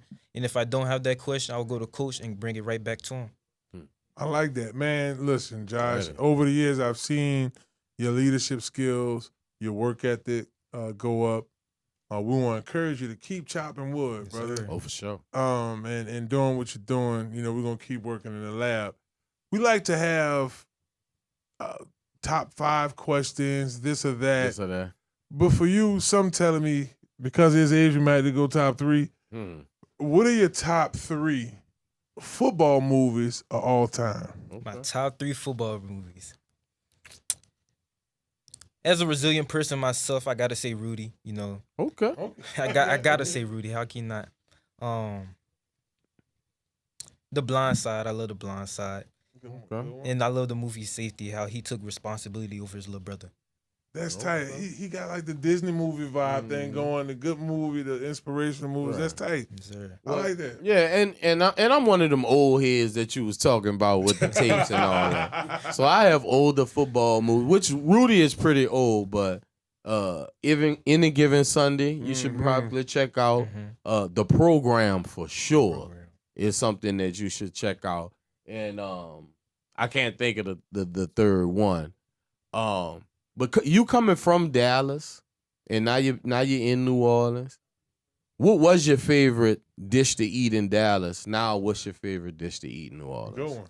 In Dallas, I love to eat brisket sandwiches. Love brisket sandwiches. That do sound good. But now that I came down here to the Cajun culture with all the spices and stuff, my favorite food really is shrimp etouffee. Okay. All right, Yeah. okay. That's a wholesome meal right there. That feel That ain't no Red Bean Monday right there, baby. You got a Yeah. little taste of the flavor for you. Man, that's big time, man, for sure. Well, Josh, thank you so much for coming on the show, man, and holding it down. A busy schedule, been training all day. They had late football practice. You just got out. Come on. Before we let you go, that's your camera right there. Any messages you want to send out to anybody watching right now, the younger players, or players like Future yourself, coaches. future coaches, little word of encouragement on the way out. For all my athletes out there that's going through the same thing I've been going through this summer that hasn't received any offers, trust me, keep working. Your hard work will not go unnoticed as long as you keep working. Don't stop working. Words of wisdom from a young man. See how I like that right young there. man. Yes, indeed. Well, Josh, man, thank you so much for coming on the show. It's a pleasure to finally get you on. We got to get you back on during the football season. You, Come on. Coach Brooks, and Take a a little couple of the time. other ones, definitely. Well, he's Josh Jenks. Remember, y'all be sure to follow him _214.josh._. There we go, baby. Follow him on the social media. And CL, you already follow him. But if you don't know it already, CL_NOLA. And I'm at Big Fave 504. We want to send a special shout out to all our support and all of our sponsors. Triangle Deli, Falcon Law Firm. Shouts out to y'all. Conquer Sports Pros. Big shouts out to our big sponsor, baby. Come on. Health Nut System. Y'all be sure Thank you, Doc. to hit Dr. Kendra up at stillbody.org. All the products are All contact natural. information. It's all natural. Definitely hit up if y'all want, continue to get right. Damian, shouts out to you, UP. Damian, your little brother, I can't think his name. Geske was in there as well. Lil Chris, shouts out to Lil Chris, you know what I'm saying? He hold it down for us. You know what I'm saying? Inside the trenches. Shouts out to Lil Chris, he does his thing. Big ups to him. He's a man. Look, he can't talk right. He got chips, eating his hot chips, but he drinking some water. Guy, man. Yes, indeed. Big Shout ups out to to him. Coach Delvin, bro. Shouts out to the Coach Delvin, bro, man. Okay. Bro has came along with bro Coach came. Phil. He came on the show, but bro didn't help. He trains with bro too. Okay, When no he got doubt. to do the secondary work. So shouts out to Delvin, bro. Gotta get bro back. We got to get him back because we got to put his information out there for them to go we gotta change. put bro back. Oh, this Saturday, free haircuts at the Saints facility along with youth football with my boy Bruce Thomas. Dreamathon. It'll be at, so y'all just go to my social media. It's on there at Big Fave 504. Shouts out to Bruce and Dreamathon. Shouts out to Bruce. We got to get him on after that event. Oh, for sure. And the Inside the Trenches. Sorry, UP and Damian and the guys that I forgot to tell y'all, they want us out there. Oh, wow. This weekend. To do a Better quick late than thing. never. But never late is better. Right. So my bad on that one. But big old shouts out to ESPN Baton Rouge's YouTube channel. Right. Y'all continue to subscribe if y'all didn't subscribe to it. Like and watch this show every Monday night, 6:30 p.m. We'll have more great guests on like Josh. Moving forward, I'm looking forward to the rest of the summer in the fall. Definitely, so big ups to them. I'm sorry, brother. What's your number? Yeah, I forgot. I'm tripping. What number you wearing this year? This year I will be wearing number 16. Because you wore 23 last year. Yes, sir. 16 at middle linebacker for John Ehret. I like that. If you don't mind me asking, why 16? Gotcha. I'm heavy on the supreme mathematics. Come and on. my number is 7, so 1 plus 6 is 7. There you go. Hey, that's why you have what's your GPA again? 4.5. 4.5. We definitely should have spoke on that. Yeah, 4.5 GPA. When you come back, we gonna get into that. Definitely. So scouts, remember, 4.5 GPA, smart player, could get the job done. And play special team. And play special teams. So holler at a player, literally. Hello, somebody. Definitely. Well, that does it for us. Remember, y'all subscribe to Inside the Trenches with Marlon Favorite on YouTube as well. Y'all want to see CL talk, and it's a little shorter, a couple shorts on CL, catch a couple of our highlights. Y'all check us out right there on YouTube. Well, we'll be back next Monday, same time, same place, 6:30 p.m. Y'all have a blessed week. We out. Hello, somebody.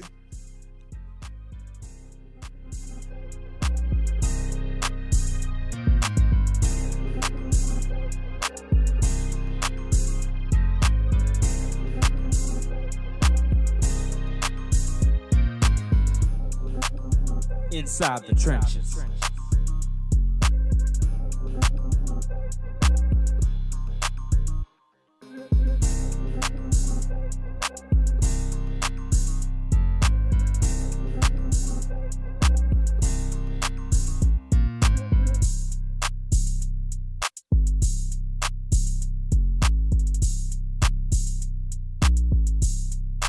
Dentro de las trincheras.